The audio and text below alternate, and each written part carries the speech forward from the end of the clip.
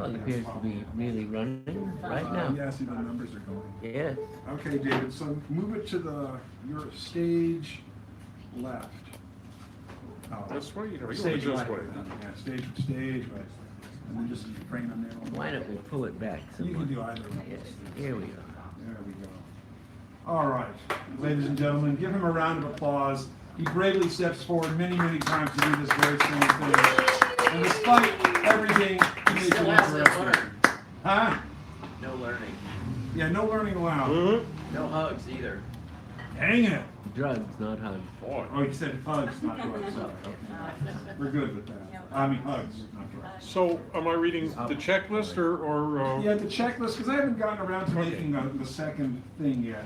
Hear ye, hear ye, hear ye, welcome to Sacred Grounds with Dan, the man Brady is the current host of this. This, the longest running open mic in the known and unknown universe. Serving up good food. And fine. Fine poetry since 1972. Please support this reading by enjoying the food and drink served here. Let's have a big hand for Teddy and Fiona. Woo! Our host, Teddy and Fiona. Our host, Teddy and Fiona. Our host. Poetry of all kinds, ladies and gents, is welcome. Are welcome. And we ask you to please the mic, respect the mic, and respect the Sam and the Bill and the Eddie. Keep conversation to a whisper. Put phones on mute or vibrate, and don't distract the speaker or pass in front of him, her, or it. Also, keep to the time limit, usually 5 minutes, but that can change in a time warp. That can change. Remember, we have two shows, the 7-ish and the 8:30-ish. Ish. For this, what is this, Dr. Seuss-ish? For this reason, I ask for generosity. I would like some money. No, sorry. Going short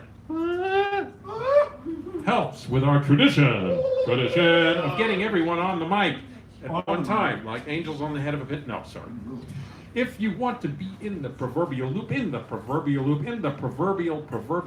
loop, we have an opt-in email list and an opt-in Facebook group and an opt-in. We can stream the video, and this is handy in 5 ways. Count 'em, 1, 2, 3, 4, 5. 1, you can view it from home, or view out from home, or view around from home. Number 2, family or friends can see you live or later on.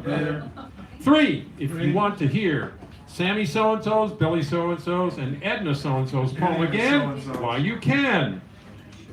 4, want to do a self-critique? Can I see a show of hands? Who wants to do a self-critique? As I thought, nobody. What? We got one. We got one fool. If you really want to. If you want to. If you really want to. Sorry. And it is a way, number 5, to put out the word yours, mine, ours, minutes, seconds. And it's a way to put out the word, words, or Wordsworth. Okay, remember the ongoing theme. Never doubt that a small group of committed citizens change the world. Indeed, it is the only thing that ever has. That was Margaret. That's my Margaret Mead voice. The evening's theme is Unruly. chewing your food. Unruly. Unruly. Unruly. Also, next week's feature will be Remember? John Millender, the Thane, and Infamous. John Millender, the Thane, Really? and Infamous. Thane and The Infamous. famed and infamous. He's not a thing. Okay. Now is the first show. The keynote will be Oh, and Keynote. Uncle. Oh, and Uncle Dunkle. While our feature is Brian Doherty right there. Give him a wave. Brian Doherty, who will give Queen's away. Okay. The wave. Oh my God. As to the second show, the last word will be. Tommy Evercola makeup. What was that in English? Tommy Avicola Mixer. Tommy Avicola. Hamburger. The many. Who many features, man? Jesus Christ on the popsicle stick. The mini feature is Jesus Christ on a popsicle No, the stick. minute feature is Oh. Shem. Oh, the shem of it all. None of them are. I'm glad he's not here. And we have fabulous door prizes. Step right up, 1/10 of a dollar. Never needs ironing. What are the door prizes, Mr. Brady? Door prizes, ladies and gentlemen. Door prizes. Made it there. Slowly read the title. for those who don't have. That's a hell of a name for a book. Slowly read the title. The title. Why do men is- fall asleep after sex? Yeah. Inquiring minds not to know. A Death in Brazil by Peter Rahm. It says a magnificent work of strangeness. And also. John Updike's a novel, Brazil. So we have two Brazil. Oh, it's Brazil night.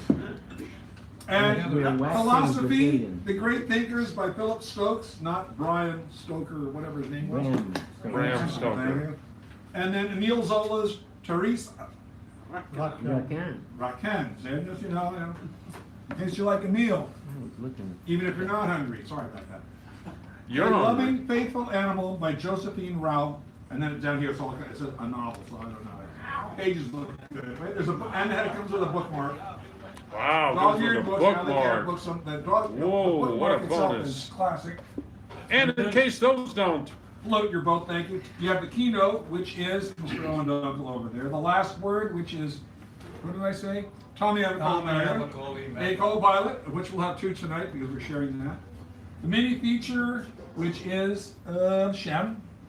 And then choosing the theme or prompt. Last week, someone chose Unruly as the daily theme, which is not required of the Pearsons to read them. You can just use that or not as you see fit. be advised, although we record the evening, if an audience member wishes to do so, please ask permission. We'll assume you've done so should we notice recordings being made or drones circling about the ceiling. Yes, okay, is that all right? All done? Later. One other thing I usually forget, but I didn't forget it. If you read a poem by someone else, I'll hand you this. And this allows you to put the name of the poet and the poem. So when I do the write-up, I don't always choose Charge of the Light Brigade by Lawrence Billingetti, who didn't write that. All right, so Mr. Owen Dunkel, you're up. He's the keynote of the evening. He'll be back in the open.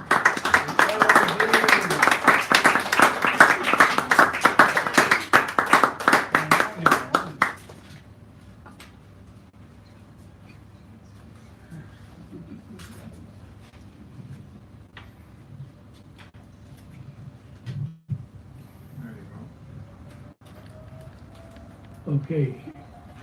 Can everybody hear me? No. Not quite. Okay. Yes. I'm reading from a section of The Bridge by Hart Crane. A section of the bridge called, what I had in college years ago called Von Winkle. Macadam gun gray as a tunny's belt leaps for Rockaway to Golden Gate.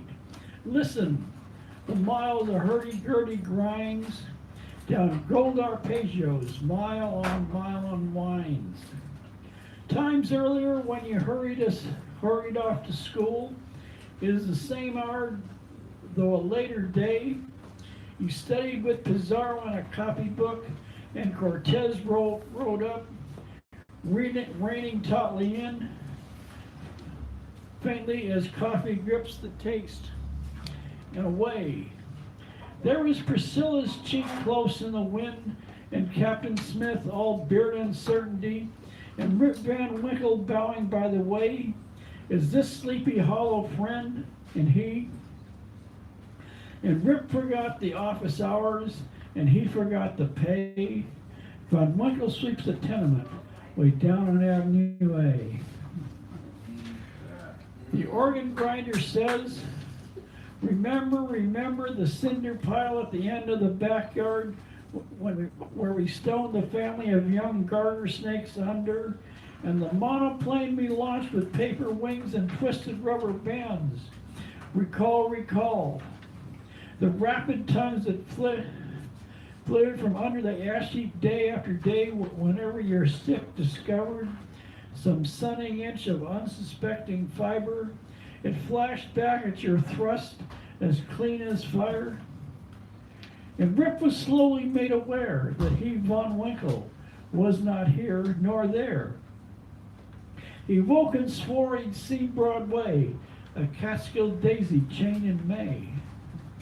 So memory that strikes a rhyme out of the box or splits a random smell of flowers through glass Is it the whip swip from the lilac tree one day in spring my father took to me? Or is it the sabbatical unconscious smile my mother almost brought me once from church, and once only, as I recall? It flickered through the snow screen. Kindly it was sicker in the doorway. It was gone before I had left the window. It did not return, but the kiss in the hall. Like a dom gun gray as a Tunning's belt leaps from Far Rockaway to Golden Gate. Keep hold of that nickel for car change, Rip. Have you got your times? And hurry along, Von Winkle. It's getting late. Thank you.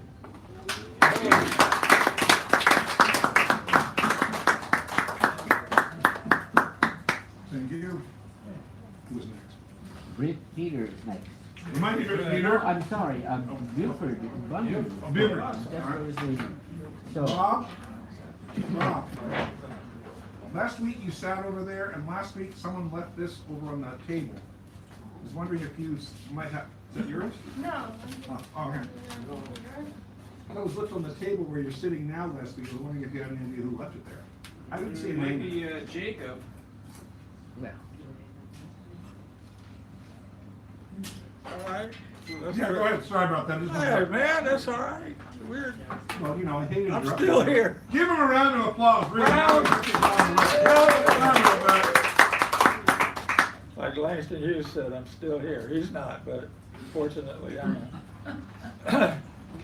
If I could write like him, I'd love it. This is called When I'm Old. When I'm old, I'll be doing lots of writing. When I'm old, my granddaughter will be a teenager, then a young adult. When I'm old, I may not feel as good as I did when I was young. When I'm old, I'll probably still be working, as Raymond Carver called the working poor.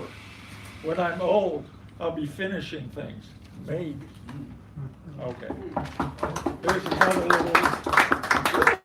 little semi-witticism. This is called education. The education of me and my 2 poetry master's degrees. The education of my developmentally challenged students. The education of myself and my aging misconceptions, really just stages, I guess. The education of supervisors who have supposedly hard jobs and think they have to have complete control. The education of smart people who have no degrees at all. The world's misconception of what education is.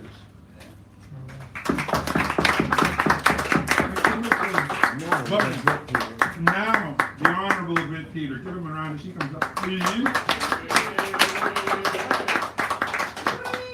Woo! Unruly. Are we talking about the cowlick at the back of a young boy's head? Or about those children whose hands were tied behind their backs at a southern preschool? Unruly. And who's to judge any of them? These rousing times, are we to judge Ferlinghetti's dog who walked freely through the street? Or the soldier who stuffed mud in the barrel of his gun? Unruly. I've heard these sour notes before. The oppressive rules and petty tyrannies. The postmaster telling me, we wear black shoes here.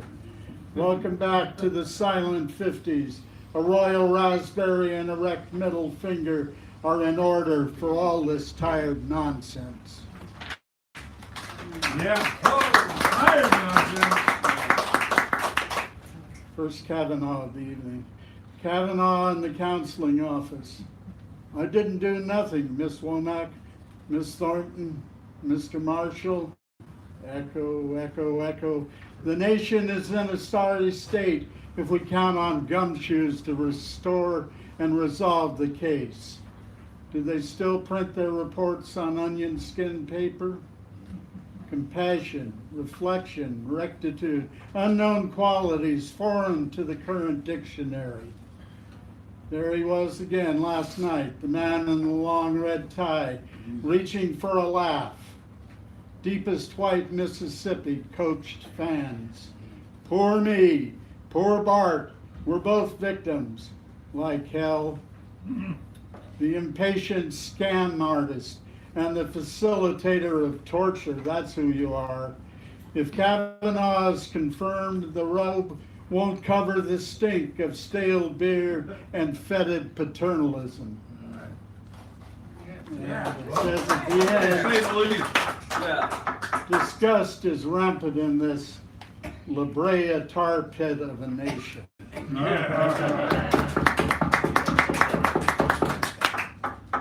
some semi-angry thoughts about poetry.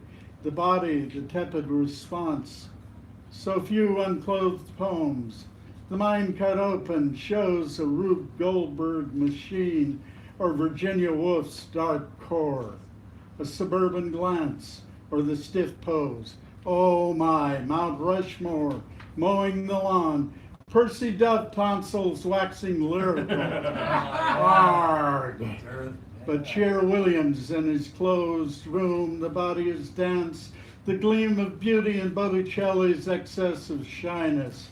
Or best of all, every bad boy's dream, Saragina at the beach. Roomba, Roomba, Roomba.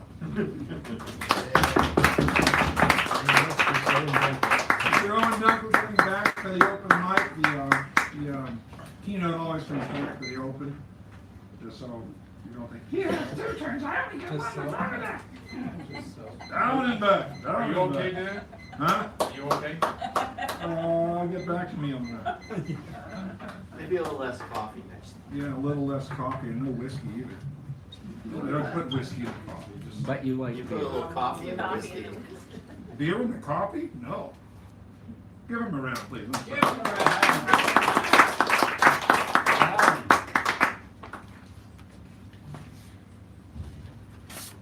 April Fool. Wandered over on another day, pity my world on April and no earth to see the sun wane and the moon to shine like new and make me wonder where it has been. I've looked through my window and have not found it. Maybe it has been hiding on the edge of Northumbria, but I have not seen it since it hid behind to cry as the sun and pine away for the clouds and rain. The earth has made the wind has made the earth cool and forbidding, and I fool's fool, and will remain so, or I'm not your Uncle Dunkle, getting drunkle on wine and words, and a Lord who knows. Whoa. Titanic. Sunk below the quiet ship lumbers, sunk below the quiet ship lumbers beneath the waters in the freezing North Atlantic. Storm and ice. Sneezing and storms, San Francisco, cold numbers. The magic is not in the air. Slumbers and nothing, being in nothingness. Wheezing and coughing, wonder what fiery sleazing sart who must take a fumbler with words, a would-be sonneter like myself, the always present Big O's, paddling my pencil towards the open mic of Bethlehem. Born again gigolos who cannot get a date, no way to update, rate, or create anything new.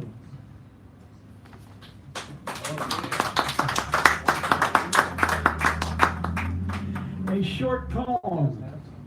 If I were a little man, a 1-inch tall plastic cowboy, a kid's little man, I would climb upon a line of iambic pentameter, then swing on a hexameter, as if they were monkey bars. Poonder in heaven, our cat who lusted up and down our backyard, fell around, was slain by old age, and listening to the right side, like jaundiced looking fish pond eyes, had a murky patience looking through our looking glass lives.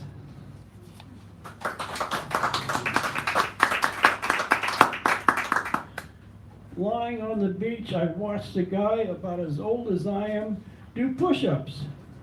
Pretty good push-ups, almost perfect. He did 25, then ran in place. Pretty good for a man his age.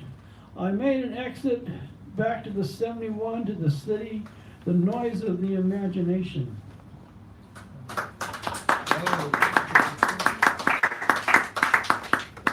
Lord Wordy's Castle. Little rocks of ideas, the board shall mend another sky when tomorrow arrives, waiting upon wanting, not to wait to want, as though you are waiting on another tomorrow that does not. Peer upon your peers, they are among us. The uninspired day sits on a boat tied to appear on a calm day, like Winslow Homer without his come hither passion and longing into the distance of clouds, and you forget what you are about to say next.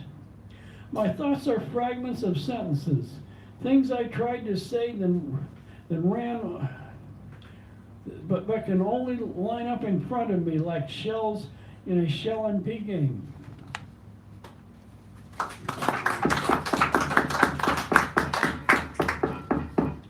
Villanelle, 2012. The day is as calm as it should be. The stars smile because we are here. The night to be is as dark as the sea. The night at the sky at the beach, blue and me, my friend, it is that, ah, my dear, the day is as calm as it should be. The calm is as calm, the key to her heart is not clear. My mind is as dark as the sea. Tonight the stars are love. Tea and nectarines are symbols. Near calm on waters, today is as it can be. Close to dusk, passion quiet. Tree and squirrel dance together, for near tonight is as dark as the sea. Can't speak. Slowly, slowly we accept the dawn and sky. Here the day is as calm as it should be. Tonight my mind is as dark as the sea. Thank you, Mr. Owen. Thank you very much. And now we have the ever-charming and full talented Hal Robbins, who will be taking the mic in hand to deliver as we know he can. So give him a round as he comes up here. He's the co-host of the first half here, and I will frame him indubitably. Good. We're going to raise it for you. Yeah, raise it up for him because... It's fairly high, but thank you. And then I right. follow him, unfortunately. Yes. So the theme being unruly. Unruly. The selection I'm going to say is by Hilaire Belloc. The story of Jim, Oh, good. who ran away from his nurse and was eaten by a lion. That's the title, by the way. It's not just That a is the summary. title. Yeah. There was a boy whose name was Jim. His friends were very good to him. They gave him tea and cakes and jam and slices of delicious ham and chocolates with pink inside and little tricycles to ride. They read him stories through and through and even took him to the zoo. But there it was, the dreadful fate befell him, which I now relate. You know, or at least you ought to know, for I have often told you so, that children never are allowed to leave their nurses in a crowd. Now this was Jim's especial foible. He ran away when he was able, and on this inauspicious day, he slipped his hand and ran away. He hadn't got a yard when, bang, with open jaws, a lion sprang and hungrily began to eat the boy, beginning with his feet. Now, just imagine how it feels when first your toes and then your heels, and then through gradual degrees, your shins and ankles, calves and knees are slowly eaten bit by bit. No wonder Jim detested it. No wonder that he shouted, "Hi!" The honest keeper heard his cry. Though very fat, he almost ran to help the little gentleman. "Ponto," he ordered as he came, since Ponto was the lion's name. "Ponto!" he shouted with a frown. "Drop it! Let go, sir! Set it down!" The lion made a sudden stop and let the dainty morsel drop, and slunk reluctant to his cage, snarling in disappointed rage. But when he bent him over Jim, the honest keeper's eyes, the lion having reached his head, the miserable boy was dead. When nurse informed his parents, they were more concerned than I can say. His mother, as she dried her eyes, said, "Well, this comes as no surprise. He would not do as he was told." His father, who was self-controlled, bade all the children round attend to James's miserable end, and always keep a hold of nurse for fear of catching something worse. And now it's time for me to bring up my golfing and prayer partner, Dan Brady. Thank you, ladies and gentlemen. There. Oh, wait a minute. I don't want to forget these. I'll get up there and I don't know what I'm doing. I'll put this in just a moment while I approach the mic. Well, good evening, ladies and gentlemen. How are you? Oh, good. We got a thumb up out there. Look who it is. Huh? It's Dan Brady. Where? He owes me $5. All right. So, unruly. I had a hard time deciding unruly. So, I'm going to be. These two pieces come in the unruly category in the sense that reading them to certain people would have me appear unruly. However, I don't think that'll happen here. This is called mea culpa. It's Latin for My fault. my fault. And it is in form of an open letter. And because certain individuals who may reflect my gender and ethnicity have free reign to speak as they do, I feel I have free reign to speak as I might for them, since they're speaking for me. I mean, that's a trade, right? That's the point of this anyway. And then I'll get to something that I think Britt will appreciate. Mea culpa, an open letter to the sons of the South, neo-Nazis, the KKK, and Mr. Toupee in chief. When you claim to speak for my race, appearing in my image, and so blemish my face, asserting you know the nature of my kind, I take issue with you. I now find I have to apologize for who I am, being what I am. That is to say, a man and white, and for being colored by the lights others now see me by, thanks to y'all. However, I assert that if they can speak for me, then I can certainly speak for them. And will say what they apparently cannot. I apologize. I apologize for their lack of consideration and patience, for their anger, the pain they cause, and their egregious wrongs, for their blindness, deafness, and dumbness, the disaffection of corrupted religiosity, the general lack of fairness and justice, the horrific oppression of hope, the lack of food and clean water, the lack of care, the lack of freedom, the banks of abstract hate, the endless woes of warfare, all the murder, rape, and robbery, all the death and dying done unto others, the racism and genocides, all through history, as well as those which continue on today, even as I speak. My friends, and from my soul, I apologize for all that and more, even as I survey, though through a glass darkly, the vast, lifeless, and dismal plains, suffering in the abyssal deeps of the revulsion I find at those who claim to speak for my kind in public displays as they double down and triple down on the error of their ways. And now, in an even more unruly vein, this is the title of this poem is Der Furor, spelled F-U-R-O-R, in case you want to know, AKA Not My Pussy Grabber in Chief. And this has thanks to Scotland, by the way, over here, and England for the inspiration which led to the this piece. Some of these things are not mine, and some are. And it is a list of terms used to describe the man in the red tie. And I'll go slowly because some of them are really clever. A clay-brained, gutless, knotty-pated fool. Sorry. All right. Oh, wait. I'm so sorry. All right. A clay-brained, gutless, knotty-pated fool. An obscene, greasy, tallow-faced son of a whore. Bipedal wank splatter. Blinkered, butt-rageous bumblebum. Bloviating flesh bag. Bobble-throated slap dick. Bolting hutch of beastliness. That was from England. Chinless dildo. I like that one. Chimp flavored anus drizzle. Clueless numpty.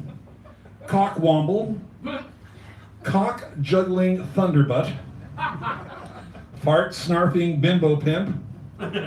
Fat fucking slag heap. One of my favorites. Fuckface von Clownstick. Gobshite. Incompressible jizz trumpet, knuckle-brained fart lozenge, leather-faced piss jar, ludicrous tangerine ball sack, snot-gobbling bobble-headed gutter snipe, mangled apricot hell beast, oozing butt plug, piss-soaked raccoon wig, sentient enema, shitstick McFuckerlips, slippery addle-pated flip dick, blathering idiot gibberbitch, with apologies to gibberbitches, tiny-fingered Cheeto-faced ferret-wearing shit-gibbon, two-paid fuck trumpet, Trump-a-sore-ass Rex, utter twonk, witless fucking cocksplat, weasel-headed fuck nugget, and Eastern slack-jawed, slow-eyed shit-gibbon, with apologies again to shit-gibbons. Thank you so much. Excellent.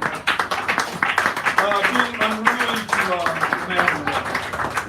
Well, that was certainly unruly. That was certainly unruly, he says. Yasmin Mobile. Yasmin. Oh, not ready? It's only no two. Oh, Jasmine. Leapfrog across. After all that, you're not ready? I need someone to clean the palate. All right. Well, then Stephanie Manning, perhaps.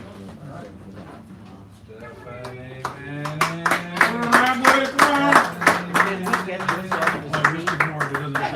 Okay, good. Yeah. All right, Stephanie Manning. Oh, thank you. Grandmaster. Okay, so my theme tonight is one true love. I wrote about my one true love. And this is a haiku stand, 4 haiku stanzas. My one true love. When I am even older than I am today, I will have loved you. 2. Secrets of the heart, hidden far away from view, revealed by birdsong. 3. Revealed to myself and seen along forest paths under leaf cover. 4. I will have loved you as nuttles and scrub jays call your name. It's nature. And another one, very simple, called My One True Love. My one true love lies hidden, stored away in some cellar of the soul. Why do you only visit me when children in exasperation cry? Times like that when someone lies injured or friends are at their wits' end. Then I know your true nature, love. You are compassion when hearts are moved. This is my one true love. And this is news from Native California, a good magazine. I recommend everybody get a subscription to it. And I thought there was one very good poem in this one by a gal named D. Lorraine Sanchez, who teaches Chumash in Long Beach State. The Chumash Indians are from around San Luis Obispo in the mid-coastal area. Native men, you're under my skin with your dark eyes, light eyes, and every shade in between. Fair skin, tanned or elderberry brown, short hair, long hair, buzz cut, bald. You're under my skin, singing at ceremonies, performing at powwows, drumming for your nation or somebody else's, shaking your rattles and dangling bandanas. You're under my skin, tending fire in the morning before the rise of the sun, encircled by stars. You listen to your grandmothers, blowing through whistle bones, feathers flying as your feet touch the earth, speaking your language with ease or mispronouncing a phrase. You're under my skin. 20-something baby boys and salt and pepper grown men paddling your canoes, powwow dancing, or just walking down the street. You're under my skin.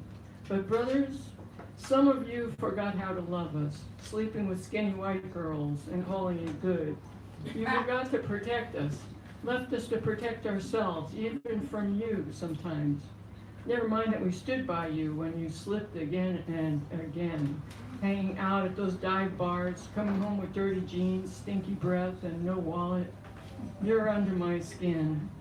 If only we could be sure you wouldn't forget how to love us or go off chasing blonde girls that hang around our circles. You wouldn't just be under my skin. You wouldn't just be under my skin. Oh, yeah.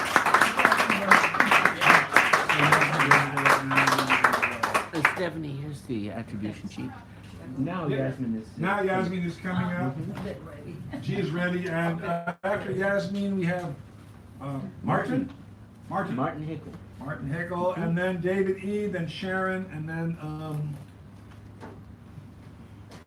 Miles Standish. Yeah. No. Marlon Brando. Yeah, him too. Kirsty. Give her a nice round as she comes up. Last time I read a piece and there was significance of a black belt, so I'm just going to continue on that. And this is pretty unruly as far as I'm concerned. At home on the upper story of the Colaba police station, we sneaked past Mother's room to the servants' quarters behind the house. The servants shook their heads at us. "Now, where have you been?" they said, examining our clothes. "Ma'am Child would be furious at us if she sees you in this condition." They examined us for bruises. They poked at them. They smiled as we screamed in pain. "There, that hurts, doesn't it?" "No," we said, still screaming. They put our feet in warm water and put sandalwood oil. "Why don't you think of the pain before you get into mischief? No time of rest you give us. The Mim Sahib expects us to cook and clean." They wiped our feet with towels. "No sandals on your feet. What would the sepoys think if they saw the inspector's children with no shoes on their feet and out on the streets too?"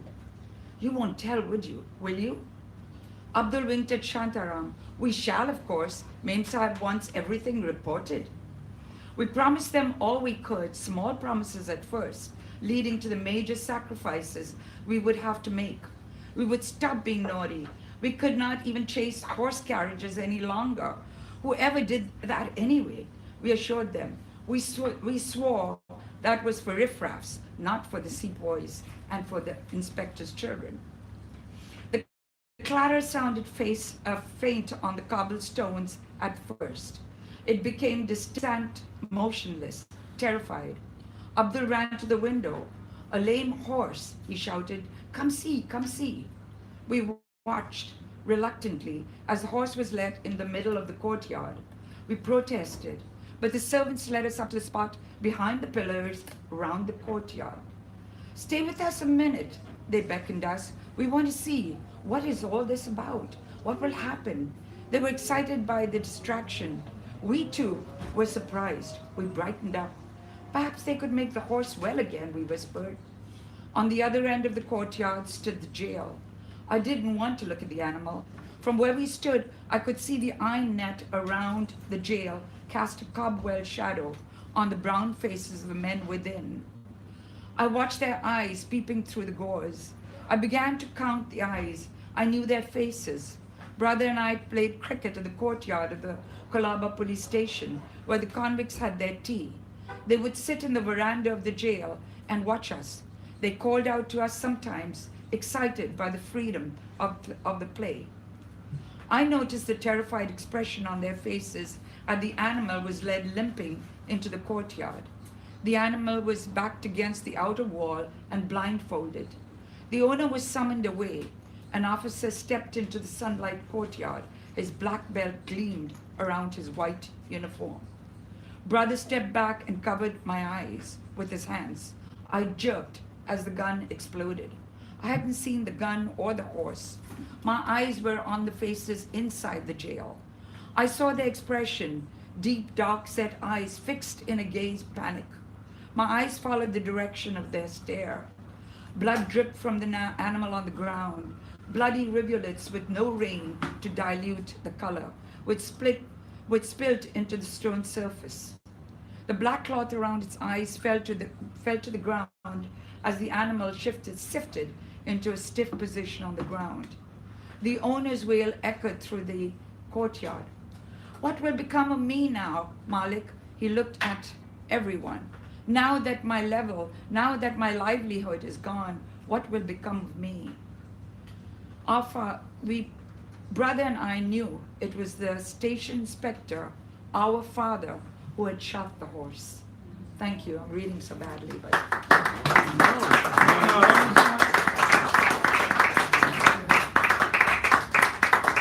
And now Martin. Martin Hickle the Mighty. Give him a right round of applause. Come on, you ever seen this kind of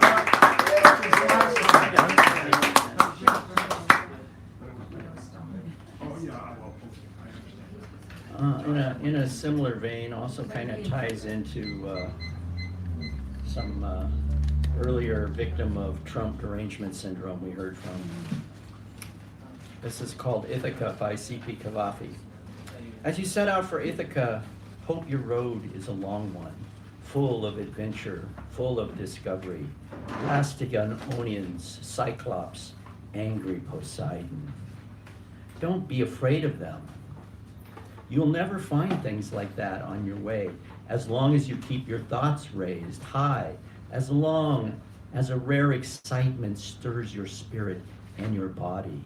Lastrygonian, Cyclops, wild Poseidon, you won't encounter them unless you bring them along inside your soul. Unless your soul sets them up in front of you. Hope your road is a long one. May there be many summer mornings when, with what pleasure, what joy you enter harbors you're seeing for the first time. May you stop at Phoenician trading stations to buy fine things, mother of pearl, coral, amber, and ebony. Sensual perfume of every kind, as many sensual perfumes as you can. And may you visit many Egyptian cities to learn and go on learning from their scholars. Keep Ithaca always in your mind. Arriving there is what you're destined for, but don't hurry the journey at all. Better if it lasts for years. So you're old by the time you reach the island, wealthy with all you've gained on the way, not expecting Ithaca to make you rich. Ithaca gave you the marvelous journey. Without her, you wouldn't have set out. She has nothing left to give you now. And if you find her poor, Ithaca won't have failed you. Wise as you will have become, so full of experience, you will have understood by then what all these Ithacas meant.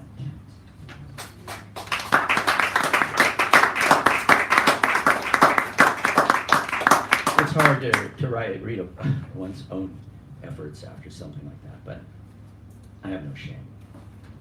This is called the New Yaka, in reference to the wretched neoliberal magazine to which I have faithfully subscribed for, these many decades.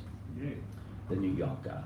Reading yet another anti-communist dribble-drabble book review reminds one of a problem living in a nation founded on dissent.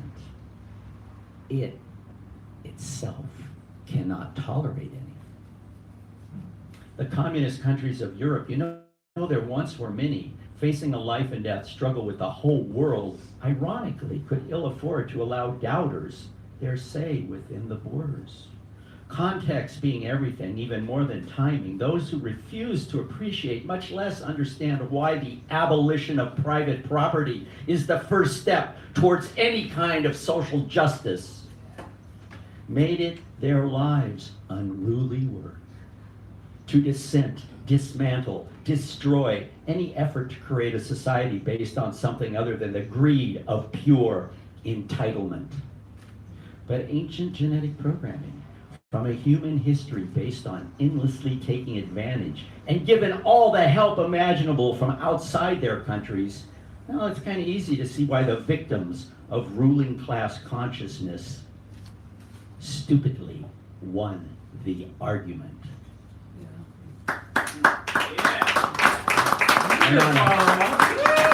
And on a slightly less angry Stalinist note, smiley face. My love is non-iconable. No emoji emotive enough. Tiny sons and pleasing puppies go nowhere near to wear what I feel, imagining how to picture warmth and beauty, strength of your puzzled voice, delight in your open eyes, vivid smile born to shine bright across your face.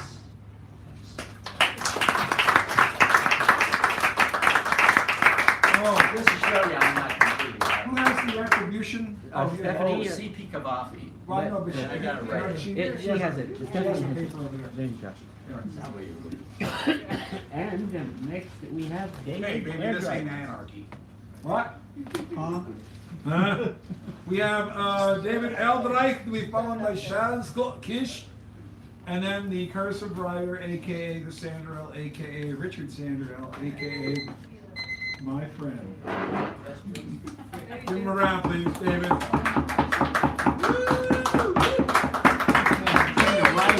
What it takes. Jeez. Brave and coward, milk that soured, eagle-feathered chief. When Turtle met Coyote, they had a brief discussion. Turtle warned Coyote, don't be poking, don't be pushing. We both can tread this planet, circumnavigate this globe. You stamp your foot, you sniff, you yelp. The shell, my house, my home. I am steadfast, I am patient. You have tricks you like to play, exchanging greetings at this meeting. As friends, we'll meet another day.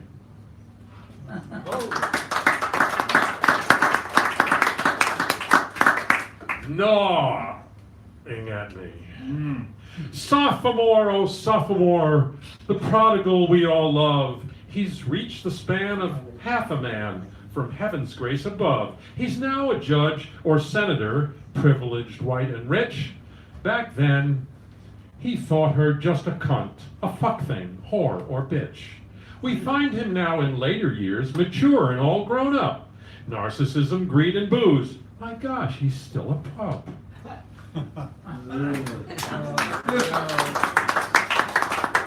Where's the vomitorium? In USA, Thank you. as in Rome.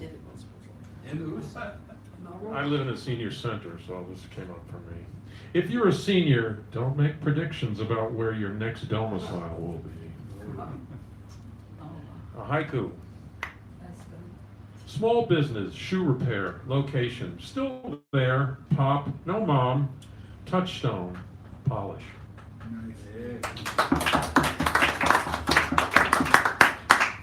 How much time I got, buddy? You're at 3.69782 and 4 and 8. That's really big. 4 minutes. If you can't get past addition and subtraction, proportion will leave you counting dust motes. Gurgle, the sound a stream makes, infinite variation on a theme. Rush, the waterfall is only 6 to 8 feet drop. Bash Bish Falls, captive sound in a name. Straight or curve, bound to swerve, splashing rock, canal is locked, stored in tanks, sandy banks, damned if you do, damned if you don't. Current, no deterrent, upstream you dream and spawn, or sprinkle on your lawn. Don't take for granted what's decanted in your inner ear. 3 daughters, corn, squash, bean, come comfort old King Lear, who looks aghast as rushing past this river, swift and clear. Sturgeon at the bottom, stirring green to blue. Oh, Uncle Jack, please take me back.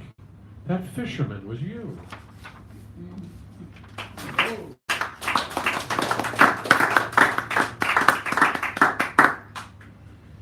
Speak, Oracle, holding your own.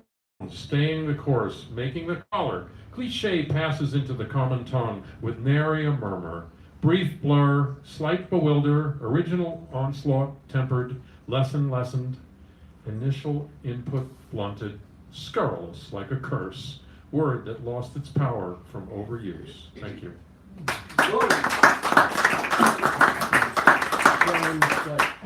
Sharon Scott Fish, the mighty storyteller, another one of our rosy peoples. Taking you back to the thrilling days of yesteryear.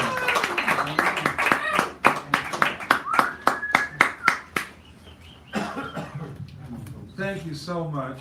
You're good? Martin Tickle. Thank you. Okay. Hello. Are you there? Hello, just get close. Okay. Wow. That's what he said in the Yeah, bedroom. just, okay. Oh, you Put that way before. An unruly mic. That's okay. Unruly. Okay, this says, Gloria Nation. One should be able to return to the first sentence of the novel and find the resonance in the entire work. Yeah. Shirley Ann Williams. Blues is the basis of a historical continuity for Black people. It is a ritualized way of talking about our ancestors and bringing it on. And Lucille Clifton. People who wish to be poets more than they wish to write poetry, and that's the mistake. One should wish to celebrate more than one wishes to be celebrated. Yes.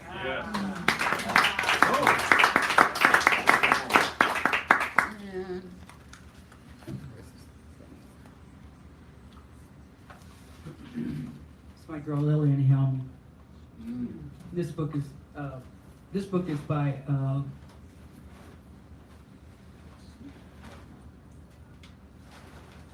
Hemingway's grandson and a friend. It's all on drinks and drinkers and artists. And Lillian Hellman says, drinking made uninteresting people matter less, and late at night matter not at all.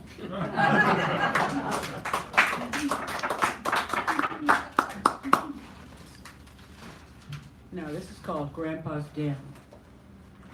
Back in the 40s, men went hunting and fishing, great hobbies. This also was not just a sport, it supplied you with food.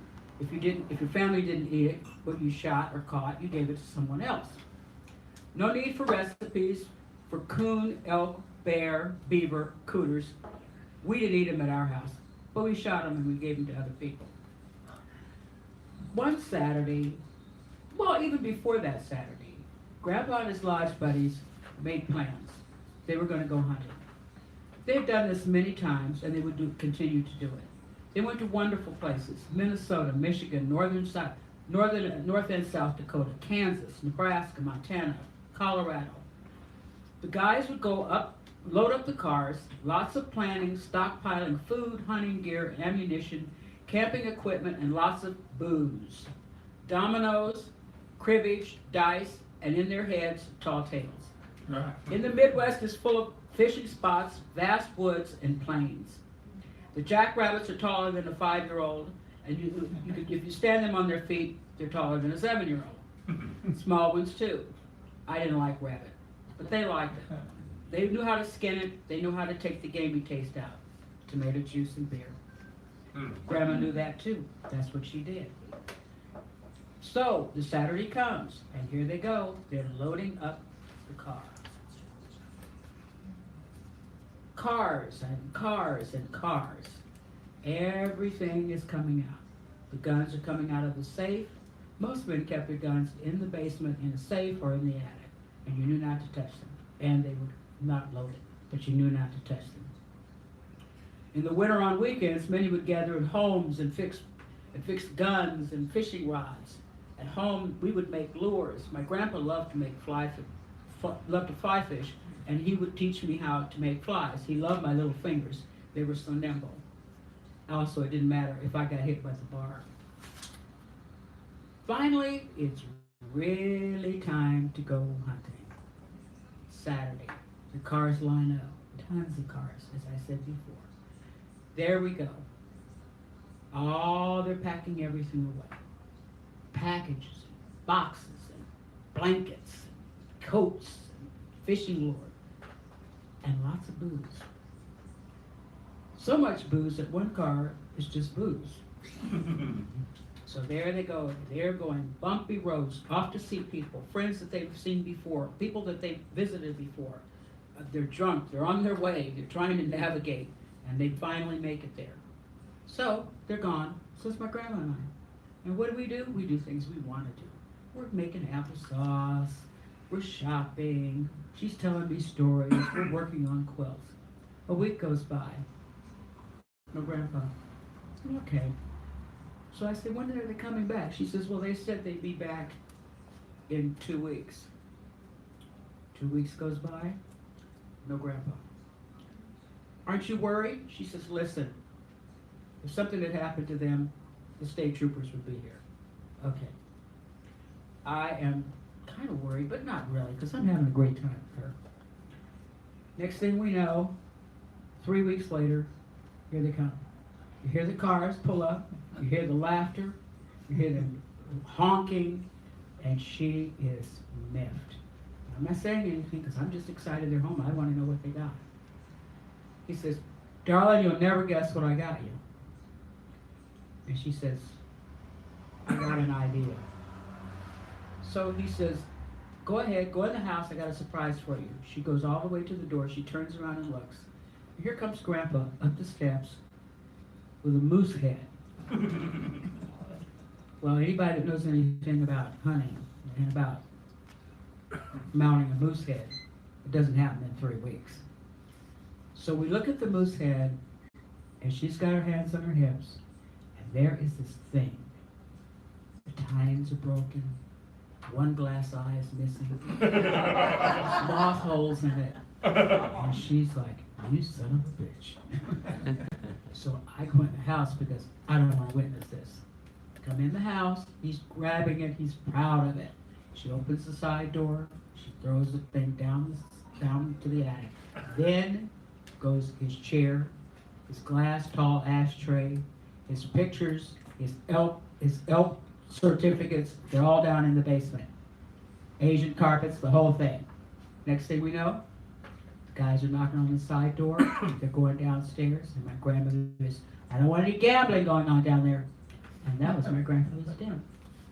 Where was this? Where was this?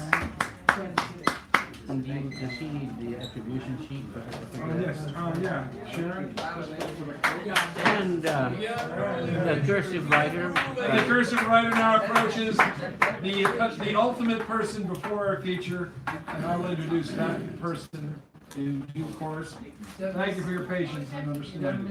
And as you know, next week is Jack Melander. Melander. And the week after that, I'll be featured. Yes, he'll be back. And I'll be having Greer Rockhead and Louis Romero behind me.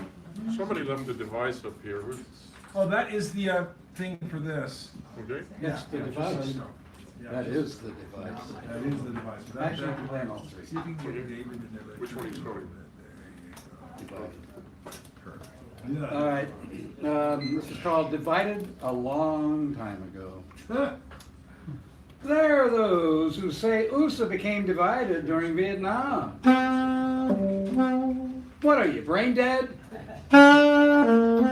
USA divided ever since its beginning. One younger brother, the pale one, comes from Europe, aka those who eat lambs, came. The first thing they did was to divide. Divide the people, land, resources themselves. Oh, it was supposed to be so much better.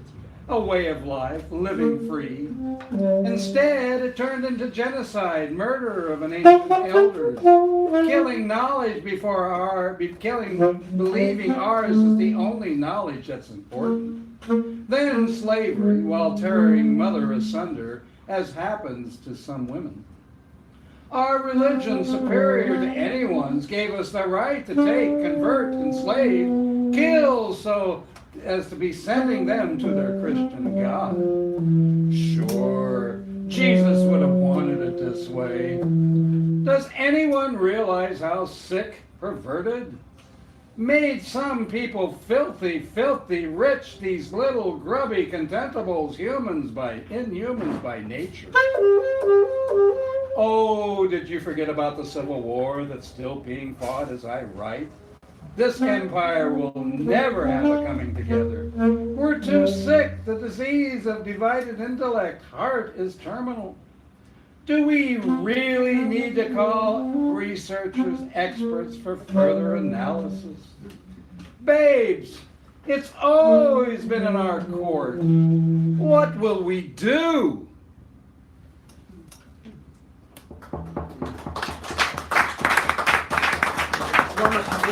Oh, no, thank you.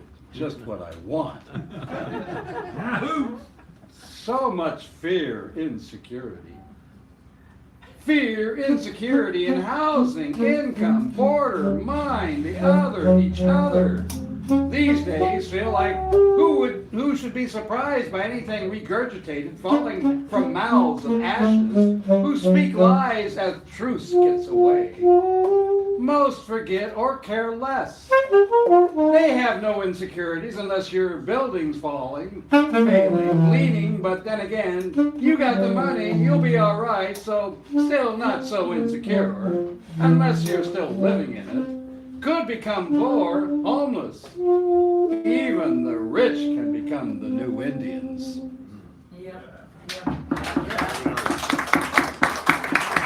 And this is Walking by the Rev. I was talking about the Latin music on Monday nights from 5:30 to 8, and then on the second to 11:30. And this is for Louis Romero, the conga player, that has been gracious enough to play with me. Yeah. Called Walking by the Rev. There's a place on 22nd Street called the Revolutionary Cafe. Walk by, usually filled, keep walking. One day, met someone who plays timbales, conga master with his own band, also sits on Mondays with Ricky's group, invites me to come. Here's son, salsa, mambo, rumba. It's the Scarga, ruler of these nights. The air electric, bass driver drives rhythms, pulsates as singer-chanters give verse to trance, to dance. Congas, timbales, drummers, shakers, maracas, all talking to each other, language of rhythm, frenzy, held together in rhythm's love, or into the softest of beats, while guitars howl, cries of joys, wails. Dancers' feet move across the floor as hips move up and down, shake, sweat as trombone takes the top, giving percussive melodies, blowing to the stars, and the building tears loose its foundations. Talk about taking us higher. Polyrhythms rule as piano sets rhythms, melodies, giving way to trance that drives the dance alive with life as we leave these earthly plains, headed for parts unknown. Incantations, music makes waves on skin, oceans, lakes, universes, soul train with souls, children coming through. The mother's loves this vibration, feels stroked with love. Flying, dancing as the universe brings us closer to her, to hear the beats, melodies, improv at the Rev. Thank you, David. That's the Christian writer. David Aaron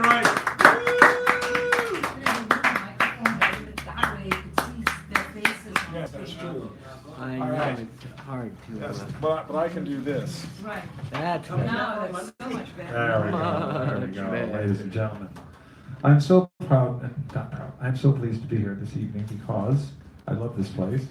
And the poetry that's tonight has been remarkable, as usual. I'm very pleased. Even my poetry was pretty darn good. So, you know, sometimes it's like, oh my God, that was a stinker. But I'm going to do one of my favorite things and to brag unabashedly upon a person who can do nothing but just listen. Brian Doherty, a wonderful, wonderful voice, a beautiful voice, a voice of detail, interest, culture, history, humor, and many variables that come to mind when you hear a poet or read a poet on the page. He is, it's hard to say. Some poets are better on the page than they are in verbal, and some are better verbal than on the page. It's hard to say with him. He is good. I enjoy both reading and hearing. He has an interesting style of storytelling. Like I say, in terms of that, there's detail, and I really like the effect of poetry when someone is reading and my mind travels to places because of what I'm hearing. I may not be where a poem is coming from, but I understand in a dreamlike meditative phase, and I hear and see and feel a wide range of things that come up when someone is simply reading their work. This man is a wonderful poet, and rather than have me continue on as I might and wax poetic on the poem or the poet, I'm going to lower this so he can come up here. Give him a really nice, warm welcome. Brian, come on up here. Let me just rearrange it so it's perfect.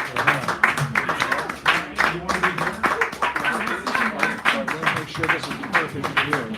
We'll sort of face this way and leave it a bit.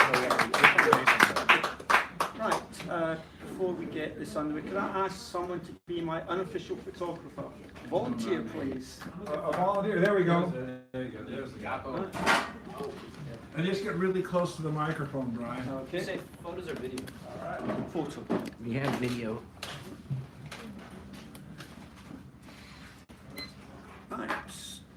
Good evening, friends. It's good to be back in San Francisco. I'm going to start by reading a poem by one of my favorite writers, Gary Snyder, called I Went into the Maverick Bar. I went into the Maverick Bar in Farmington, New Mexico.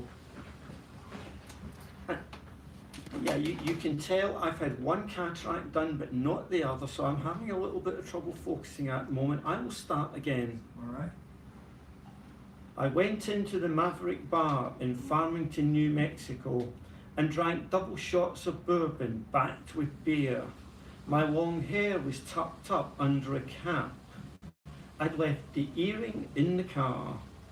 Two cowboys did horseplay by the pool tables. A waitress asked us, "Where are you from?" A country and western band began to play, "We don't smoke marijuana in Muskogee."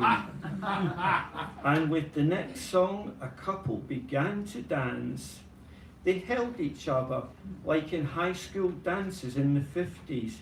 I recalled when I worked in the woods and the bars of Madras, Oregon. Their short-haired joy and roughness. America, your stupidity, I could almost love you again. We left under the freeway shoulders, under the tough old stars, in the shadows of bluffs. I came back to myself, to the real world, to what is to be done. Yeah. Nice.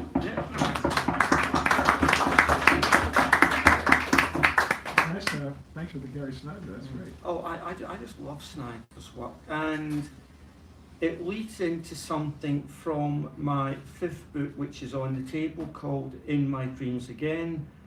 My manzanita tree is waiting for me in the Sierra Nevada foothills up on the San Juan Ridge. I have never been there. Sorry, you know what? I'm really having trouble focusing with these lights. I'm going to. You need a flashlight? Where do you want to? No. It's all right. It's Just arrange it so you like. We'll fix. We'll do what you need to do. Yeah. Okay. It's just right, which is actually just to carry on reading and just improvise the bits I can't quite see. My manzanita tree is waiting for me in the Sierra Nevada foothills up on the San Juan Ridge. I've never seen it, not even in photographs or on a postcard, but I know it is there, waiting patiently for me to show up one day, probably in April or October, but maybe August, when fires break out spontaneously and renew the landscape. And if this happens when I am not there to beat out the flames with a blanket or dig a fire break to save my very own tree, I will have to trust in God, luck, or the Buddha nature that the hill it adorns will be left untouched. The firefighters will not trample or cut it down, so that I can get to know my manzanita and everything else around it, even the other fire-prone plants like Scotch broom or conifer. My horoscope promised me good fortune. Green is the colour of luck, but a green card is too much to expect. A realtor in Nevada City advertising wilderness plots for self-builders is waiting for my call. He has a crack team of Vietnam vets and recycled hippies on standby to handcraft the eco house of my dreams. He will drive me out there in his 4x4, stop, overlooking the house I've dreamt of for 40 years. Here we are, sir. Who could want to live anywhere else? Now, what will you call your house? Manzanita, what else? By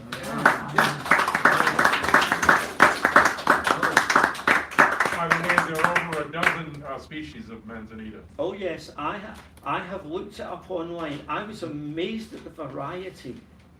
Oh yes, right.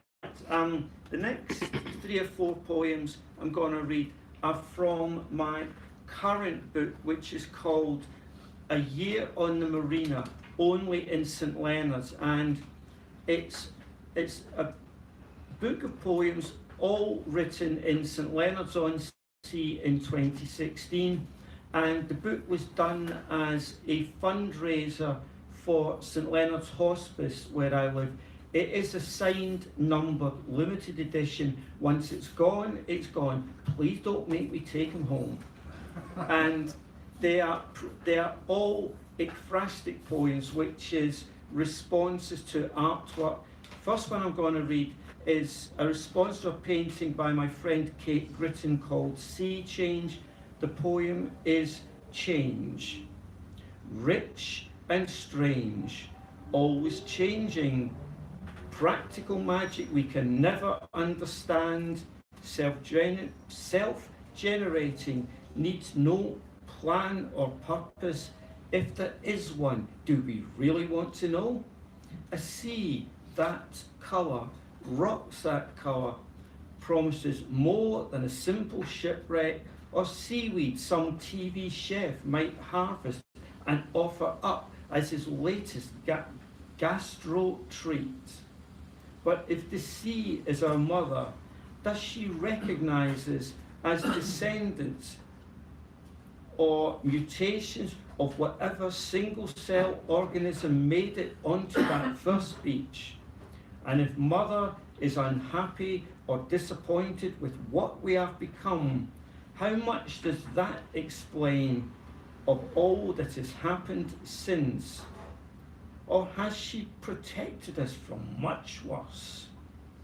Yet we carry on as if we own our future, that whatever we do to change the sea will be all right, that mother has infinite capacity to accept this and will live forever.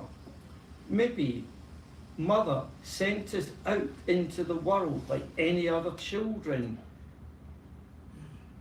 and we can visit if we behave, but our lives, however strange, are our own, and if we drown, we drown.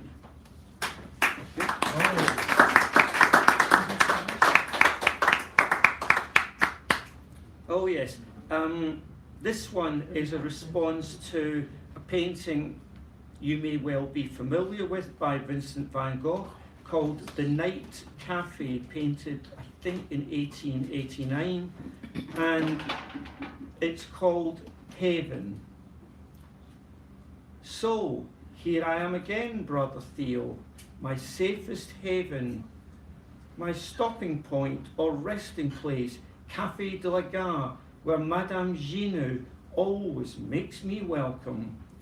I've painted her several times now, so has Gauguin, usually from memory, says Madame Ginou barred him from returning. No, Paul would not tell me what for.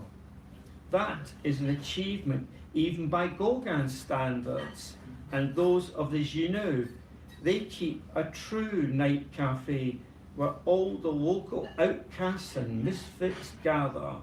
Arles is not Montmartre, thank God. I am done with Paris. But there is always a police spy or two at hand, glad we outcasts are gathered together in one place. They don't even need to round up the usual suspects. We have done that ourselves. Where else would we go at 2 a.m. as if waiting for the first train out? Wouldn't the police just love that, as if we would leave without fuss, or they were authorized to issue one-way tickets and lock us into a carriage or cattle truck? But no, they know some of us have talent, even genius, to risk their career or pension. And besides, Monsieur Ginou knows which hand to shake. Ourselves with absinthe, go mad, commit a crime, and only we condemn ourselves under the moon while the respectable world sleeps on.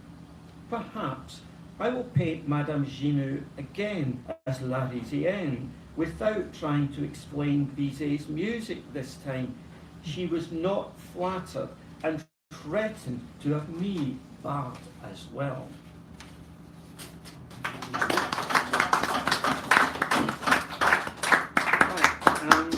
I think we will move back to England. This is a response to an exhibition of monochrome photographs in the Hastings Arts Forum Gallery. This one photographed by Chris Upton called Camber Sands, and the poem is Location. This could be anywhere, but is not. If you told me this is Dust Bowl territory, I would believe you and wonder if John Steinbeck came from Sussex and never sailed to America, but only heard about Oklahoma or California from Patty newsreel footage. After all, Chester Himes never set foot in Harlem, nor did Joseph Conrad visit Columbia. Is James Joyce's Dublin your Dublin? Yes. How exotic this little stretch of fenced-off sand dune looks. How easily a lost starfighter could crash here. Or a camel gallop past. And look, isn't that Clint Eastwood pulling a half-dead horse just a few more steps to water or safety? If you think this implausible, ask the children over there or the clubbers just waking up where they really are or what really happened last night. They will not utter a mundane word. Now, go and buy me an ice cream and enjoy the rest of your day. I promise it will not rain.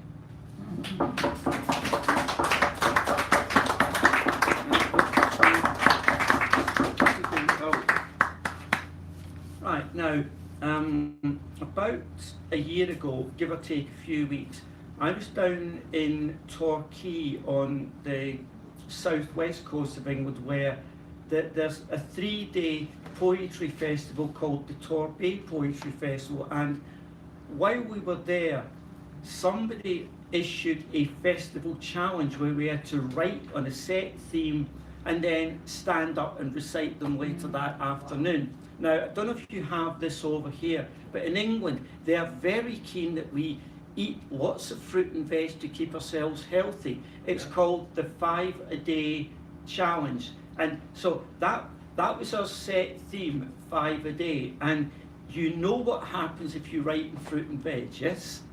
So this is greetings from Torbay. The first thing I notice here is seaweed, that familiar tang from childhood holidays, and I want laver to puree into laver bread to spice up my doctor's 5 a day challenge. I'd like to find the dulse and sea parsley shown in edible seaweeds of the world, or some tansy or samphire from the cliffs above the bay I am too cautious to climb. I'll take a bag of seaweed home for Maria, a token of esteem, but not books or jewellery. Her cue to smile and say, "You're bonkers." I hope she'll gift me bounty from her garden. I want my 5 a day from Maria's garden. Her courgettes were gorgeous.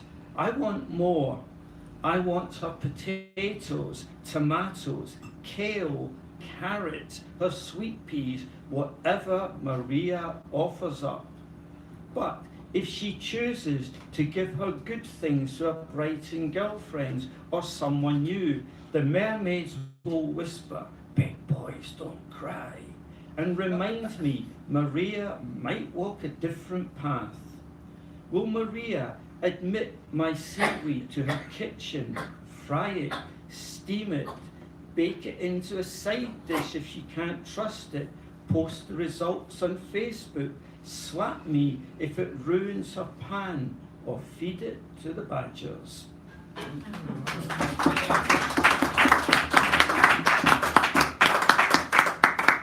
Thank you. The other poems I'm going to read for you are from a sequence of memorial poems from my wife, who died unexpectedly just over 2.5 years ago. I think I've got 33 poems in the sequence. I think I'm reading about 4 of them. And the first one is called Life in the Old Rectory, because the flat we found is part of a Victorian rectory which was attached to the church next door. So this is Life in the Old Rectory. It must be after dawn. The room is grey but not dark. I am drifting out of sleep, hungry but not enough to roll out of bed. Where am I? Oh, this flat, St Leonard's, not our old one in Crouch End. Warm, not damp, and the seagulls are squalling. Flat 3's kitchen radio hurries their breakfast. Soon they will leave for work. Another day kick-started, but my diary is blank again. I think my astral body has been playing rugby. Time for this t-shirt to compost in the basket. The light fades in. My walls are still white. This is home for the foreseeable, like it or not. And I do not turn towards your side of the bed. I have been lying in the corpse position again. Now it is time to throw off the duvet, shuffle into the empty bathroom, out into the empty kitchen, take my breakfast into the empty front room, then scan my narrow horizon past the church, consider what the sea is doing this morning, and not think, well, what shall we do today? Read my emails, scan the BBC News website, watch Homes Under the Hammer. Then what? Message Maria. Is she minded to go for coffee? I think you would have liked Maria, and hope you would approve of the absolute surprise that she is my best friend now and not you.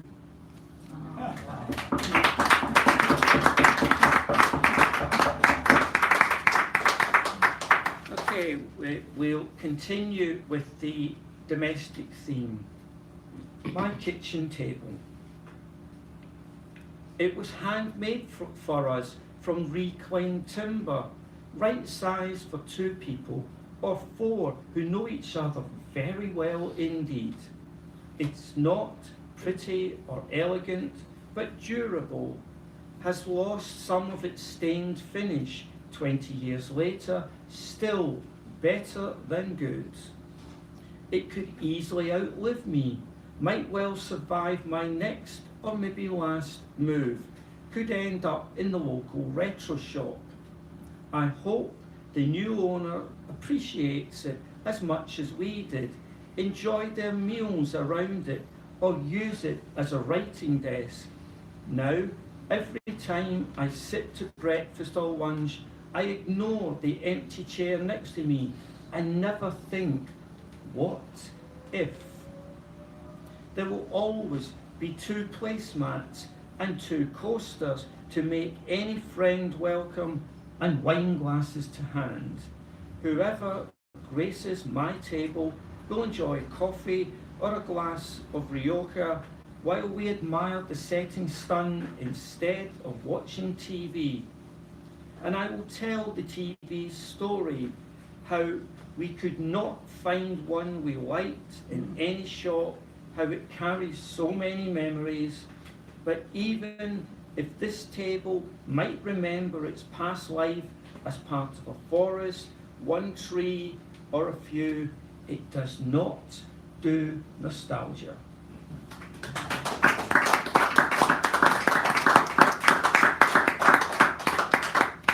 Okay, I have 2 poems left for you this evening. The first one has an epigraph from the classical Persian poet Rumi, in translation, "Be grateful for whoever comes. Better days. Even on the darkest, windiest January day, I can believe there will be better moments. Not today, maybe not tomorrow, but soon. Am I channeling Rick Blake from Casablanca? Radio 2 plays California Dreaming, and I sing along, happy I do not have to live anywhere that endures snow, and an absent friend emailed to say bye for now and not goodbye. That certainly brightened my morning. Maybe a train, a bus, then lunch together might be possible. We could think about whether our paths have truly diverged. Pause this movie, play Rose of My Heart again.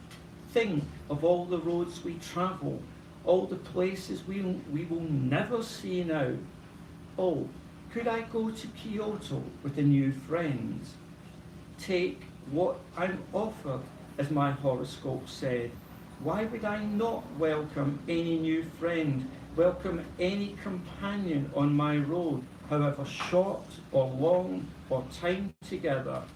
If that is a stroll in the park or the Camino de Santiago, love would carry us anywhere, even Santiago de Compostela. But one day at a time will do, wherever we go together.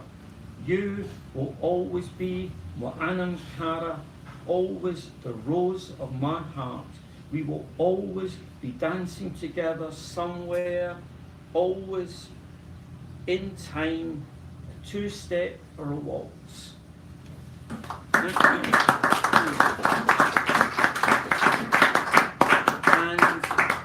to finish, because I live very close to the seashore, I tend to walk the shore every day, no matter what the weather. And of course, I listen to whatever the mermaids tell me. So this is St. Leonard's Ramble.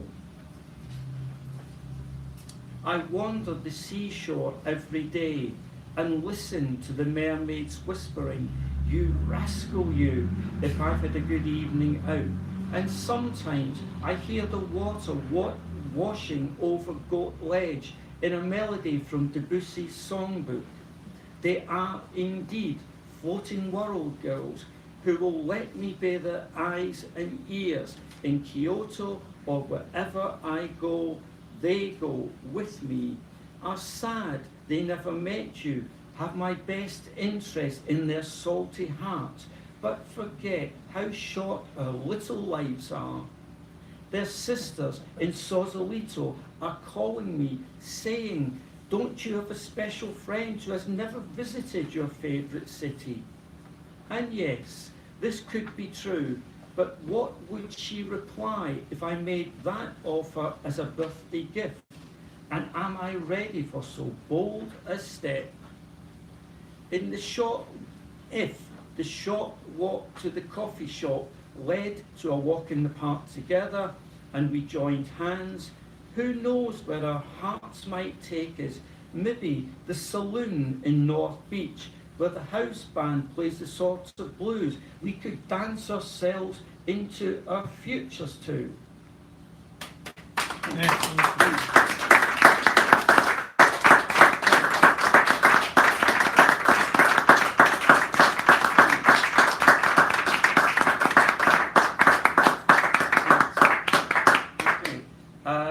Thank you very much for the quality of your attention. I've been Brian Doherty. You have been a lovely audience. We could easily do this next year. Thank you very much. Thank you. Steve, about the vote. We have a brief second half because Shema's not here yet. He still may come. But we have Tommy Avacola Mecca kicking it off, and we have Nikki, Rob, and Antoinette. Shem, if he's here, and then Tommy closing it. And if there's someone here who says, gee, I'd like to be on the open mic, now's the time to come up here and say, gee, I can put my name on it. So please do that. This thing will be running, but it'll be facing this wall here, so you don't have to worry about being inadvertently recorded. Yeah, she knew the second one. Can I say that Right here. the books and the spoken word CDs are $5 each. You know who died? Oh, yeah, we got to get the. Guy who was just when he opened up the Matrix. Where are you? It's the back, is the last one, right? Yeah, what's your name? Jacob Sandiego. Oh, Jacob, okay. Oh, you were here before. Yeah, there were a few times. Oh, thank you. I didn't, I haven't gotten. The hair's usually messy. So simple. I don't know. Christopher Hewitt.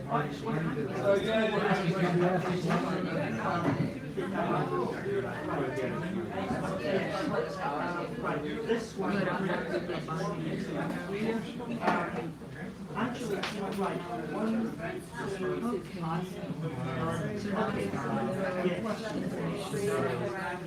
And you could talk to people and all that. Yeah, this is nothing big. Usually it's hot.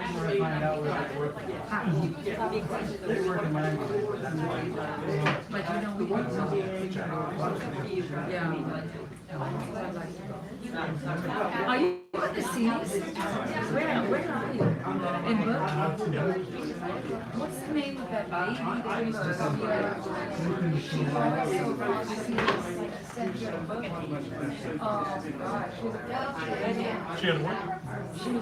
She read it very often. Jeannie Love. Yes. She has a show every third or fourth Saturday in Alameda. It's very good. Oh, really? Are you in the series? Yes. Yes, I'll tell her.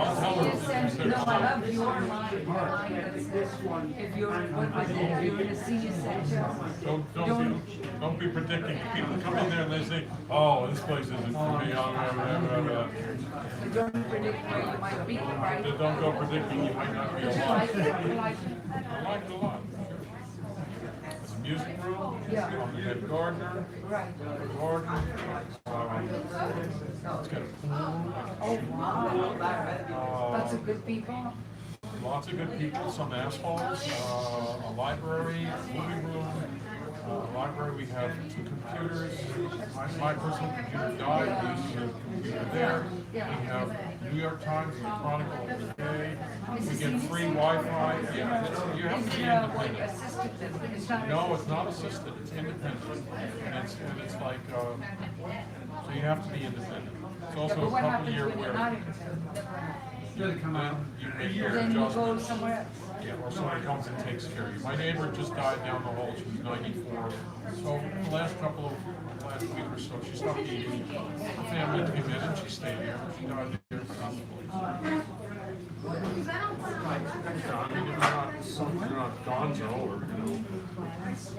bleeding out of your brain. You're okay. I'll tell Jeannie you said hello. Yeah. The A's lost 7-2.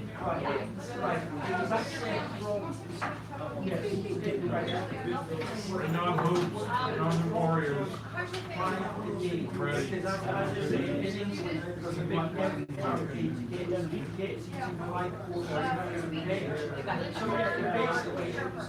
I don't know. I have to go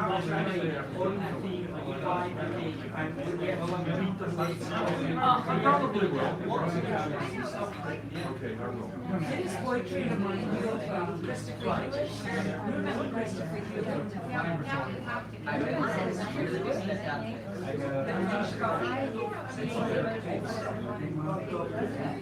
One day we're in a chair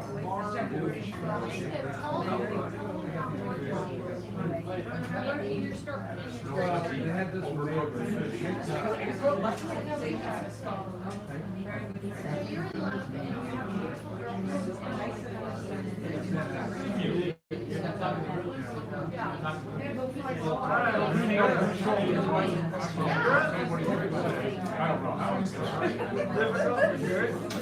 I love you.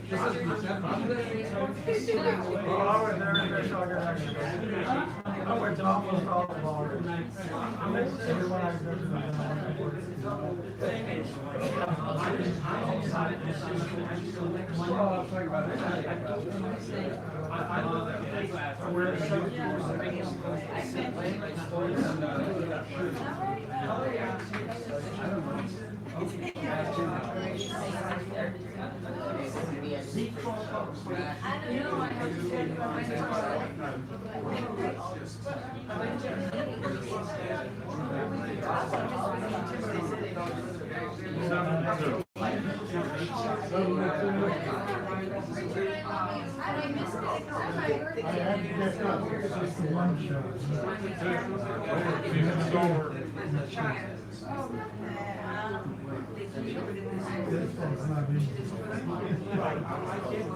At least they didn't get shut out.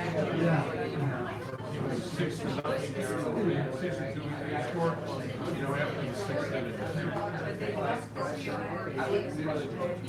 David gave up a run in the bottom of the 8th. Gave up another run. The other thing is when pitching goes, you don't know the handicap, whether it's The inning will go. no. That guy told me walk over to the Giants.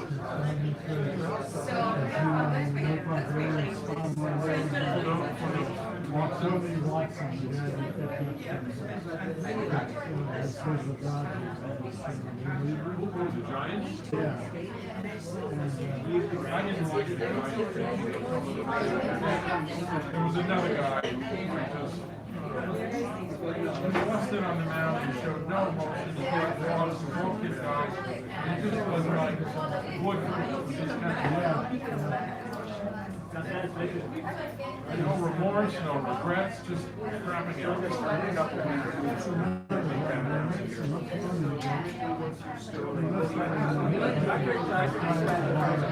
Ladies and gentlemen, we're going to start in about 2 minutes. 2 minutes, something like that. So hold on to your hats, as they used to say.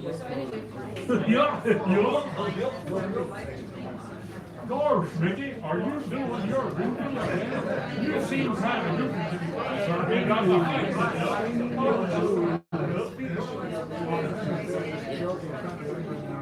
Oh, I love this joke. It's a visual joke, so you have to watch the body. So if I gave you. Did you hear? No. Pants fit up like a glove. Sidetracked into another project. And then the other one is like you're an imitation of an elephant. Supposed to be doing a group of small meetings, but something always happens that aside from that, doing my radio show and my Breathing hard. Breathing hard. Not necessarily breathing hard. You are filthy tonight, so you're bringing Wendy, you're bringing Sharon, you're bringing.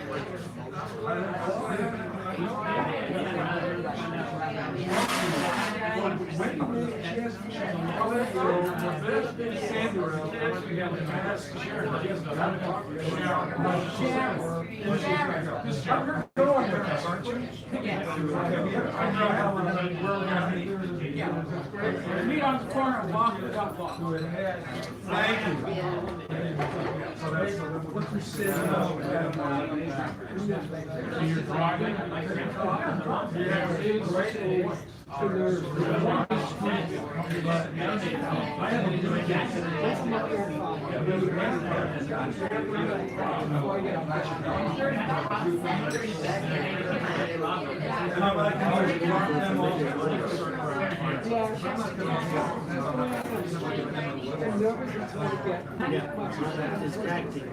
It starts at 7.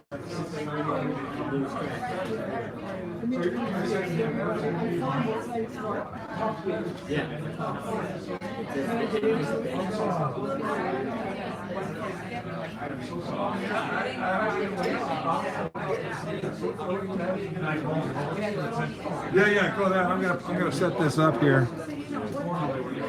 Let me just see here. Hold on a moment. Thanks for the memory.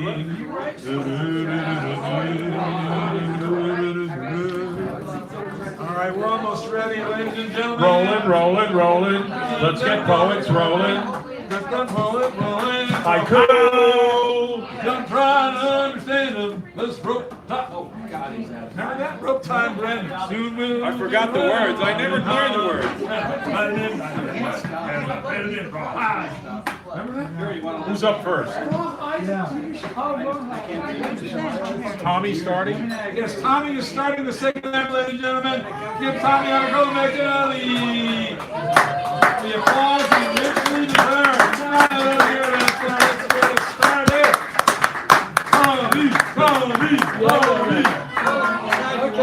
Okay, basta. Enough. What? Enough already. Everyone else would say, all right already. So, unruly? Unruly. You bet. You want unruly? You fucking bet. Ooh, he said a bad word. He said bet. This is things I wish I had said to that nun. Oh, Sister Mary Elephant. How dare you tell Mama that I act too much like a girl? You did it at open house in front of all those other kids and their parents.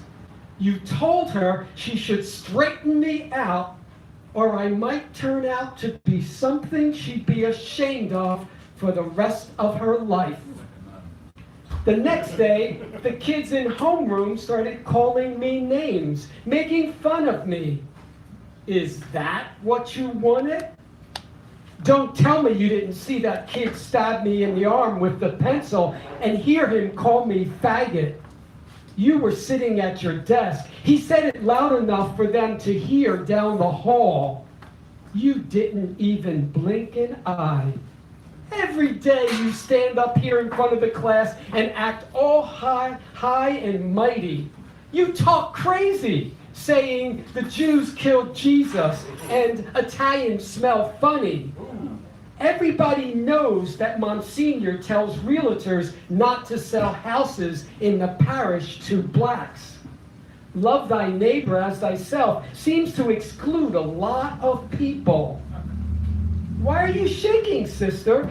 It's not cold in here. It's 85 degrees outside, and you've got the windows shut tight because we're supposed to suffer all the time for our sins. We're born with an indelible mark on our souls because Adam and Eve ate some apple. What sense does that make? What sense does any of it make? How could their kids be fruitful and multiply? How could Noah's family after the flood unless your God approves of incest? Why was it okay for folks to go out and massacre the hell out of everyone, and I do mean everyone around them? It's described right there in that book in gory detail. They could keep slaves, even beat them, as long as they didn't kill them. I've seen you beat the crap out of kids, whacking them on the back of their knees with that yardstick when they're at the blackboard, beating knuckles bloody with that wooden thing you keep in the pocket of your medieval-looking robes. You threw poor Mario against the wall, knocked out his front tooth, sent him down to Mother Superior's office with a bloody mouth, and then he got expelled. I still have nightmares about that. I'm not listening to you no more, especially when you tell me not to touch myself down there. I can touch myself anywhere I want. Oh, yeah. It's my body, my mind. You can't have either. I don't care what your priests say, you don't have me for life. Someday, I'm going to dance on your grave, sister.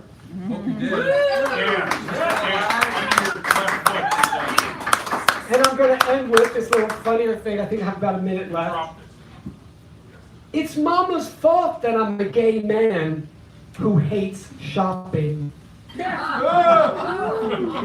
She used to drag my sister and me to a thrift store in the neighborhood. You couldn't imagine a more unruly bunch of women in flip-flops and worn house dresses, pushing and shoving to get to the sales tables piled high with clothes that always had that moldy smell. Yeah. The walls were bare and painted an institutional gray. The floor sticky. I shudder to imagine why. The salespeople, comatose or rude. In the summer, the air was thick with the smell of sweat. The windows sealed shut. Only the door was open a bit. It was my first taste of hell.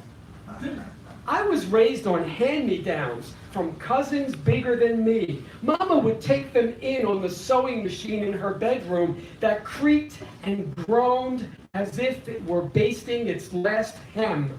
It didn't help. Nothing could improve those beat-up rejects in old brown grocery bags delivered by smiling aunts performing their act of charity. I always felt like the kid with the hole in the back of his pants or the shirt on backwards. Now I dress simple, t-shirts and jeans, no jewelry or designer outfits. I don't follow trends. I don't even know the names of the designers. One evening gown looks like any other. A tux belongs on a penguin, not a gay man who's proud to have not even a stitch of fashion sense. Well,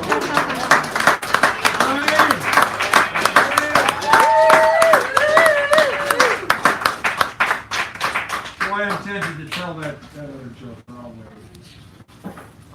Nikki. Oh, that's me. Nikki, yes, that is you. Oh my God. And this is our first time, ladies and gentlemen. Come on, let's go.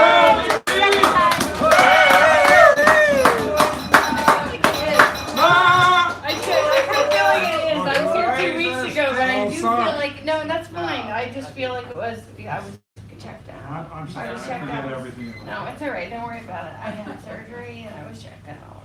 Tell me I love you. I'm having a moment. I'm actually having a moment. There's a Cancer moon. I don't know if you guys follow astrology, because most of you are guys. Hi, Angel Love. Hi, Angel Love. Most of you are men. I do follow astrology. And it's a Cancer moon, which is like very homey, very sensitive, very guarded, very like, you know, kind of Tourette's, kind of like, I love you, fuck you! Like, you know, you try to get close to these people and it doesn't work out. Oh God, it's nice to be here. So I had a follow-up with my doctor. I had surgery 9 weeks ago. 9 weeks ago I had surgery. I got some things removed that were a pain in my ass, even though it wasn't my ass. Okay, it was not my ass. I know you need to know this if we're gonna get intimate. No, we're not. Just kidding. But anyway, so she said to me, she said, I love my doctor. She said, yeah, you're fine, you feel great. I'm like, thanks, it's been a while. I'm like, I'm sure there's like some cobwebs up there. Like cobwebs. She said that I'm free to work out. I am so fucking pumped. Okay, listen kids. I know a lot of you probably follow the same like routine. Yeah, I know you do. You especially. I have worked out pretty much like 5 to 6 days a week for at least 2 decades, right? So since you retired, I have been working out every day since. And I haven't been able to. I had to take it easy and slow. I had to just calm down a little bit. I had to just like, I had to sort of get femme, because I don't know if you know this, but I'm a soft butch, so I really had to get soft. I had to get super soft. I had to get like, hey, listen, Danny, do you think maybe you can go ahead and lift that over there, that over there? Do you think maybe you could do that? Because I can't, because it's too heavy. My doctor said it's too heavy. And so, like, she gave me the clear today, and I was like, but listen, Dr. J, I call her Dr. J. I was like, do you think maybe I could just sort of, can you get a note? I would love a note, because what I want to do is just be like, oh, God, Steve, I'm not ready. I'm not ready. You might need to still carry that lemonade over there. It's just too heavy. You know, I want to like scream myself.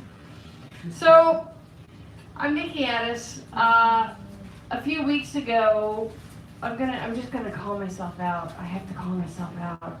Oh my God, don't you fucking love Lay's potato chips? Those are my favorite snack. And if you see, I have an empty bag over there that Jacob was like, hey, do you have any more of those? And I'm like, no, buddy, you're gonna have to like settle for a Teddy, who we love in the back. Teddy, woo! We love you, Teddy. We love you. We're gonna have to settle for Doritos, like, you know, the big like consumer pack, like the Teddy. Teddy, you need to serve Lay's. Then this place would be really, really super packed. So, a few weeks ago, I gotta call myself out. My mom, who I'm very close with, and my Papa Burns, her boyfriend. She won't get married because she's waiting for my father to die, which is great. I totally support this. I don't dislike my father. No, wait, I do dislike him. But I don't what is the word?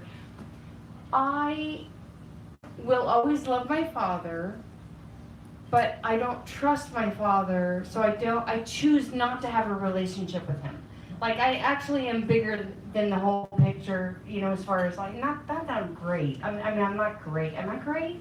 No, I'm still learning. Anyway, so she and Barnes took a cruise to Alaska, which, have anyone been on a cruise?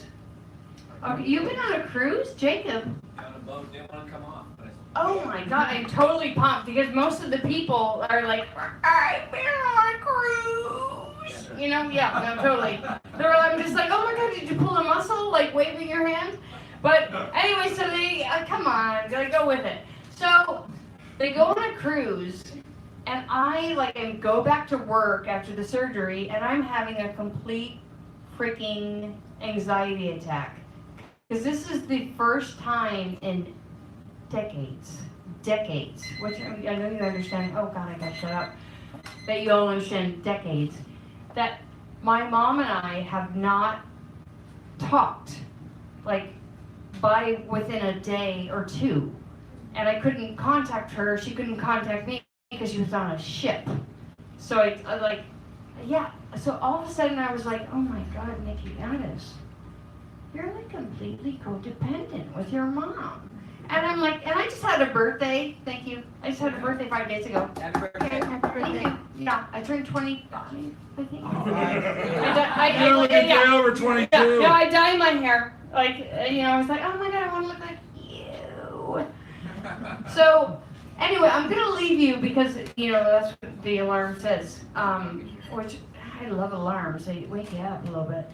But I will tell you this, like, I'm working on my codependent nature with my mom, but I'm doing it without my mom because I'm trying to do it sort of independently. So I'm like trying to figure out a way of doing it independently without involving my mom. So is that codependent?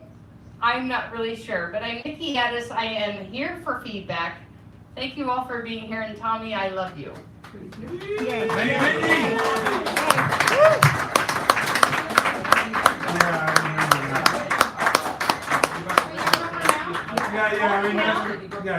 Only now. Well, no, when she said she was, you were here, I remember. Rob!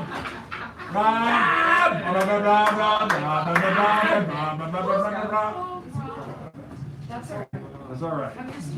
The neurons are firing, I can't do it. Is that a kazoo? Yes, sir. Kazoo? Yes, it is. Kazooskis? I'm just gonna pull this table over. Are you gonna pull that table over? Thank you, Rob. Go, Rob. And then Antoinette, and then Jacob, and then, well, we have go back to Tommy if Shem doesn't show up. He's the mini of you. Did we give him a round of applause?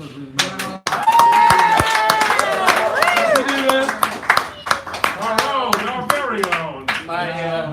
My question before I play my song is, who is responsible for the theme this week?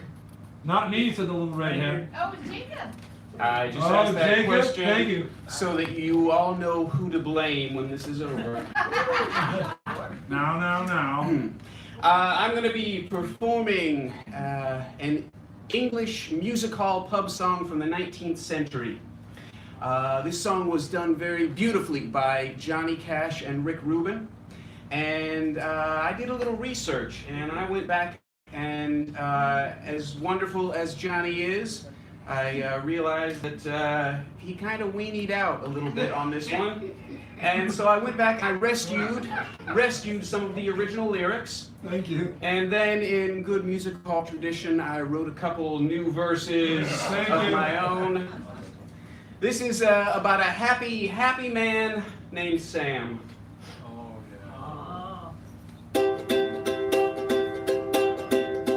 Well, my name is Sam Hall, it is Sam Hall. Yeah, my name it is Sam Hall, it is Sam Hall. Well, my name it is Sam Hall, and I hate you one and all. And I hate you one and all, damn your eyes. Well, I fucked a man, they said, so they said. Yeah, I fucked a man, they said, so they said. Well, I fucked a man, they said, and I smashed in his head. And I left him laying dead, well, damn his eyes. So a swinging, I must go, I must go. Yeah, swinging, I must go, I must go. Well, swinging, I must go. While you fuck-offs down below yell up, saying, we told you so, well, damn your eyes. And I saw Polly in the crowd, Yeah, I saw Polly in the crowd. I saw Polly in the crowd, and I hollered right out loud, hey there, Polly, ain't you proud? Well, damn your eyes. And then Mama came dressed in black. Yeah, Mama came dressed in black. Well, Mama came dressed in black, and Daddy had a heart attack. Yeah, Daddy had a heart attack. Well, fuck his eyes.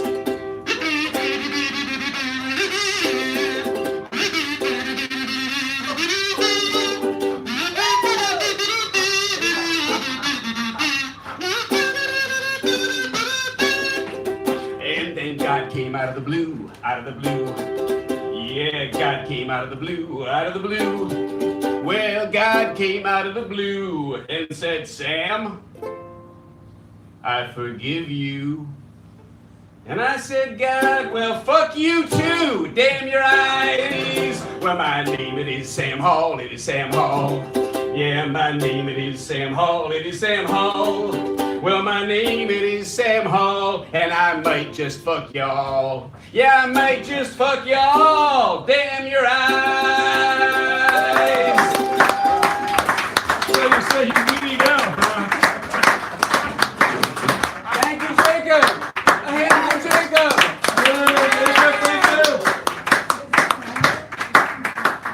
Oh, wait a minute. Are you still here? Are you got more? That's it. Oh, here, so take your, so give me the name of the original song. I got a pen in case you.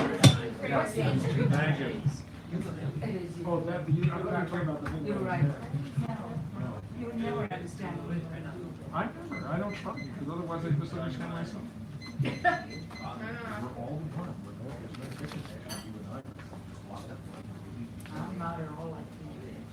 Okay, let's give me a hand. Thank you, give her a hand. Bring that woman in the mic, bring that woman. There we go. She's ready. Thank you, sorry about that. Dan his eyes over there. Okay, I'm gonna read. Okay. All words ever said worldwide through time belongs to poets. Inspiration like chimes resonate out. Passion resides at home, laid upon another. A fragile kindness offered like sweetness of your tongue on mine. Desire shows up still subject to interpretation. Blue jay with acorn in his mouth winked from another sphere. Sure that was you looking through God's eyes. Horse carriage galloping without reins finds her way back, revolving over under layers of love.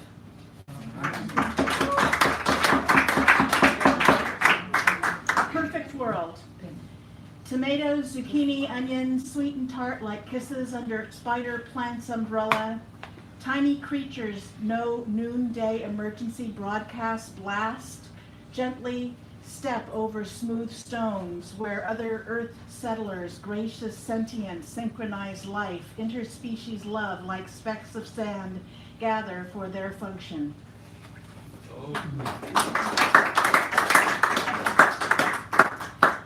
Best of today was cold rain through the park, then how calm people seemed on Haight Street with its famous chaos of summer memories.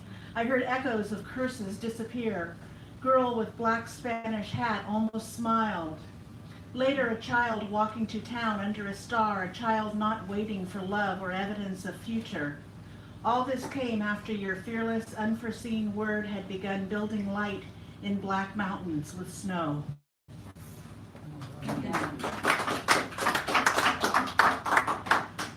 Woolen cap pulled over golden curls, cherubic face born in original hippie redwood tub, mother whore, father god, suspenders take flight, starry night.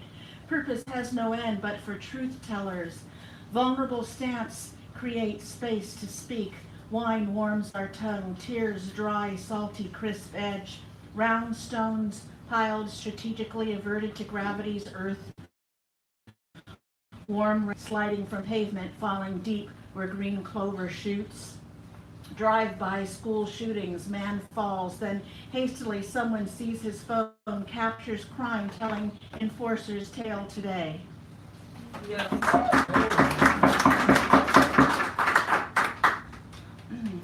Forgive you whose heart was closed, overlook her whose mind abandoned me. Bear with Holocaust trauma affecting this child. Dismiss you when television screen speaks your name out. Excuse him whose schizophrenia hardened the boy. Release her fatherless babe who was mine. Pardon me gluttony that nothing else could fill, green-eyed girl. Beholden to huge hand, my protector, appreciative for years at Page and Masonic where St. Agnes held all prayers. Indebted to your attentive ear while beef stews simmered.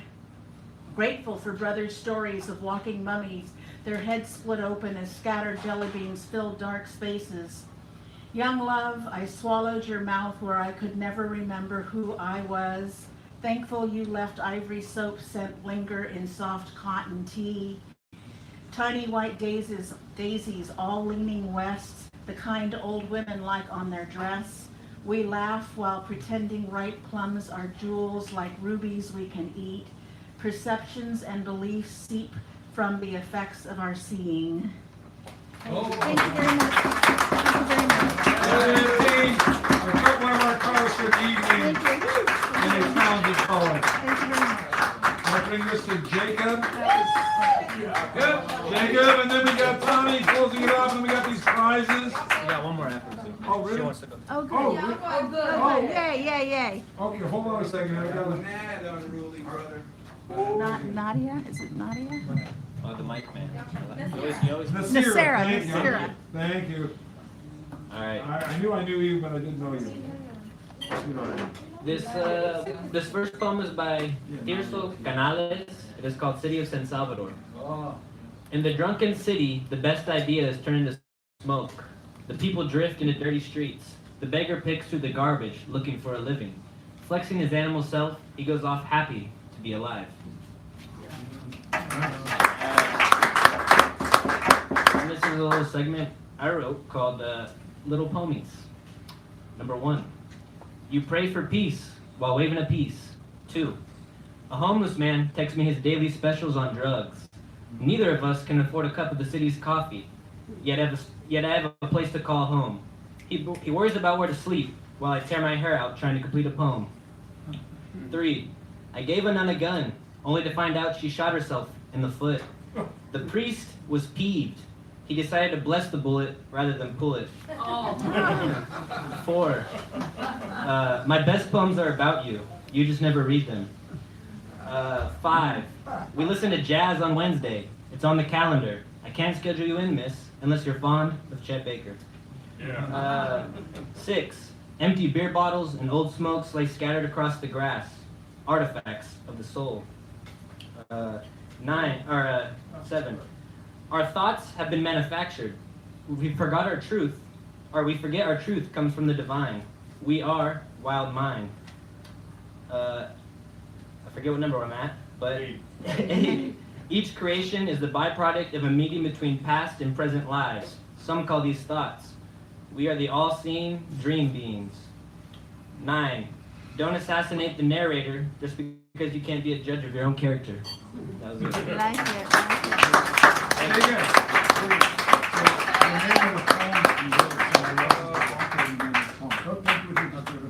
Thank you. And now we got Nasira, right?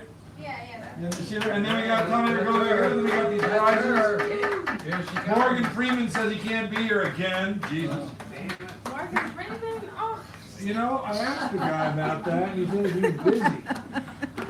Busy doing what? What do you think busy Morgan means? Freeman? Stop talking that way. He was supposed to be I always here. call him Norman. Jay-Z told me he was coming too, lying ass. No!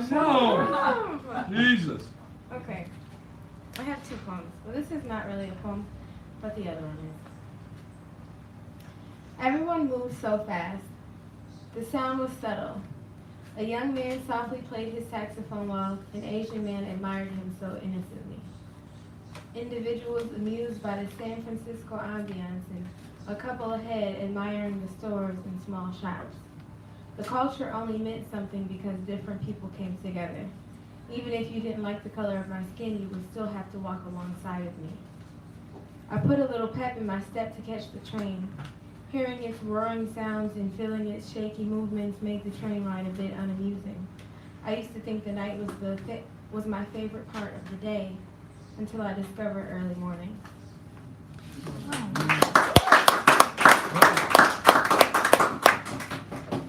Okay. I never named my poems. I wish I would.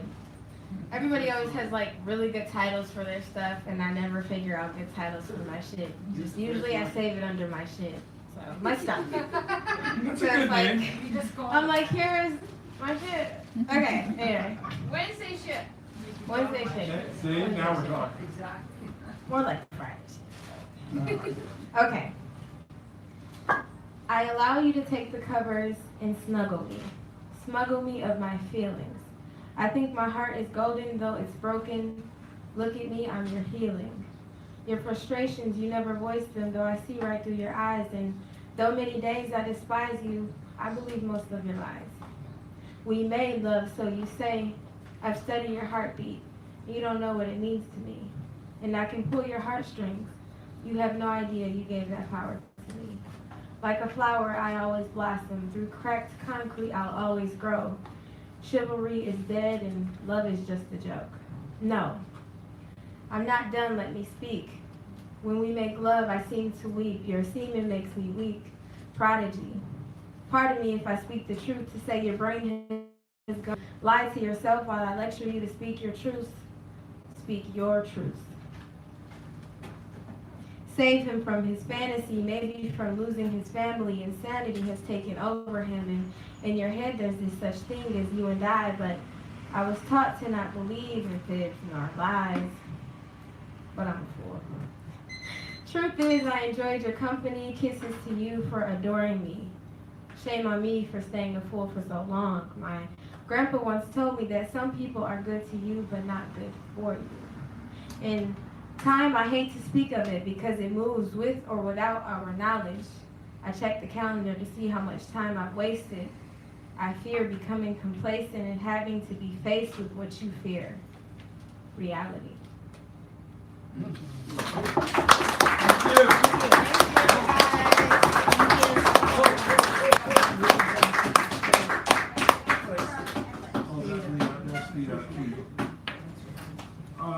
Tommy?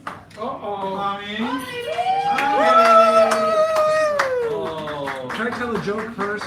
Yeah, tell Okay. me. This is a subtle rude joke. What kind of meat does a Catholic priest eat on Friday? None. I get it. Thank you. Yeah. Who got that? Some other time, I could tell lots of stories about the priest and the young women in my neighborhood, but I won't. Later. Some other time. Another time. That's a whole other thing. No, don't say that. They laughed at him. The President of the United States addressing the UN General Assembly. Yeah. They laughed at the first minute of his speech. Laughed when he said he had accomplished more in his first 2 years than any other president in the history of this country. Laughed at the man who said on many occasions that the world was laughing at the president. They think we're fools, he once remarked. But no one was laughing at those other presidents. They laughed at him. The man who's going to make America great again. The man who's going to stop the world from taking advantage of this country. The man who wants Congress to build a wall on the Mexican border. And who thinks Spain should build a wall across the Sahara. It was the first time a UN General Assembly laughed at a US president who bragged about his accomplishments, who thinks he's more popular than Lincoln. He's right about one thing.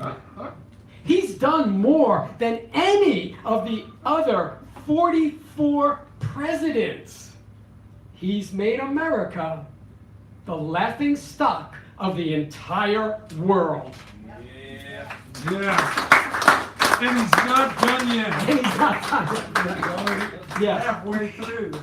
And I will end on a not so happy note, but it needs to be said. The fuse has been lit. The clock is ticking. There's not much time. 1 degree and the waters rise. Heat waves become routine. Coral reefs start to die. 2 degrees and the heat makes it hard to breathe. The waters rise higher. The coral reefs are gone. 7 degrees As the latest report predicts, by the end of the century, 7 degrees of global warming, and the clock runs out. The bomb goes off. The Industrial Revolution set the course. It's been a speeding train ever since, unstoppable. There are no brakes, no conductor. Profit is what drives this train. 7 degrees is inevitable, they say. But keep on fracking. Keep on pouring methane and carbon dioxide into the air. Keep on mining coal and cranking out the fossil fuels. Keep on the same course. Saving the planet is inconvenient. It's too costly to business. And nothing is more sacred than money. Not their deities, not their children, or their children's children, not even their fetuses, not the animals, not the bees, not the ocean, not even the air, water, and soil. One thing's for certain, their money won't just buy temporary happiness. It'll buy their extinction. Thank you. Oh, thank you. Oh. Thank you, Tommy. I love optimistic pieces. We're going to take, can you shuffle these? Yeah. We're going to take care of the door prizes now. Just so you know, up here are 2 handouts. This is a flyer of places where I'm going to be reading upcoming places. These are Sally Love Saunders events, one of which is coming up that I'm going to go to in November. It's a great place, Cultural Education Fellowship. Why do men fall asleep after sex? I don't know. I'll get back to you on that. As soon as I wake up. Death in Brazil by Peter Robb. And then John Updike's A Novel Called Brazil. So we got 2 Brazil things here. Philosophy and the Great Thinkers. I Stink, Therefore I Am. Oh, really? And then Emile Zola's Therese Raquin. I think, therefore I am. Yes, and then A Loving Faithful Animal, Josephine Rao, or Rowe, depending on how you pronounce it. Might be English. Then of course there's Choosing the Theme, Mini Feature, Last Word, Co-Pilot, and Keynote. You shuffled it, yes? I shuffled them. Oh, thank you, sorry. And I cut them. Oh, you did everything. So, okay, so... somebody else can cut them too. Yeah, well, I know. I trust you. I trust everybody. Maybe that's my fault. Oh, sorry. So who's 10? 10 is Sharon Scott. Sharon Scott, will you come up here, please? Uh-oh. Circle up the wagon, get them old blue jeans. I'll stop. So many to choose from. You're the first one, you know, of the evening. Pick the best. I like those boxes. Choose a theme. Choose the theme. Okay, you know what you want? Felt. Huh? Felt. F-E-L-T. Felt. F-E-L-T. Felt. As in hat, as in touch. Well, felt. As in feelings or as in 7. Stephanie left. Stephanie, you left. How about 26? Tommy. Tommy, I'm going to go. Come on already. Jeez, what do you got me, Mr. Philly man? You can do the mini. Yeah, you could. Yeah, I could do the mini. You want to do the mini? Why not? Okay, he says, why not? We got Tommy. No, that's all right. It's not all right. 15. Rob. Keynote, Rob, he says. You know, that's enough of that. That'll be enough. 17. Shem. Oh, he's not here. How about 9? That's me. Is it you? It's you. That's your booty. Huh? Yeah. He knows. Right? Yeah. Nobody's arguing here. Yes. I'll take the theme. Oh, we got the thing. We've got the I've been waiting for months. Well, we got the keynote, we got the mini, and we got the theme taken care of. Oh, we already had the keynote. What's the theme? Felt, F-E-L-T, like felt it or felt the material. I was urinating. Don't call me a date. I picked it. You did. Yeah, Okay. she picked. No, you better watch Okay, it. last word or co-pilot? What happened to keynote? Or The keynote, You went to the I just said bathroom at the the wrong keynote, time. the mini, and the theme are taken. They didn't take that word. To be the co-pilot, you've never been a co-pilot. I've never been the You've never co-pilot. been a co-pilot. No, you have been. That's right. 17 times. Okay, all right, all right. I'll take the last turd. The last turn. Thank you, Davey. Last turn. Give you 10 minutes. Anything pass? Yes. The last word. Or something like 16.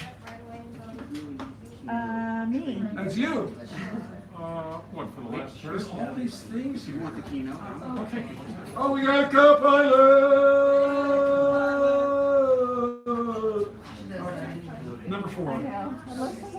Keynote and the last word are traded places. So, okay, so I'm the keynote, and Rob is the last word. no, you wouldn't. You'd be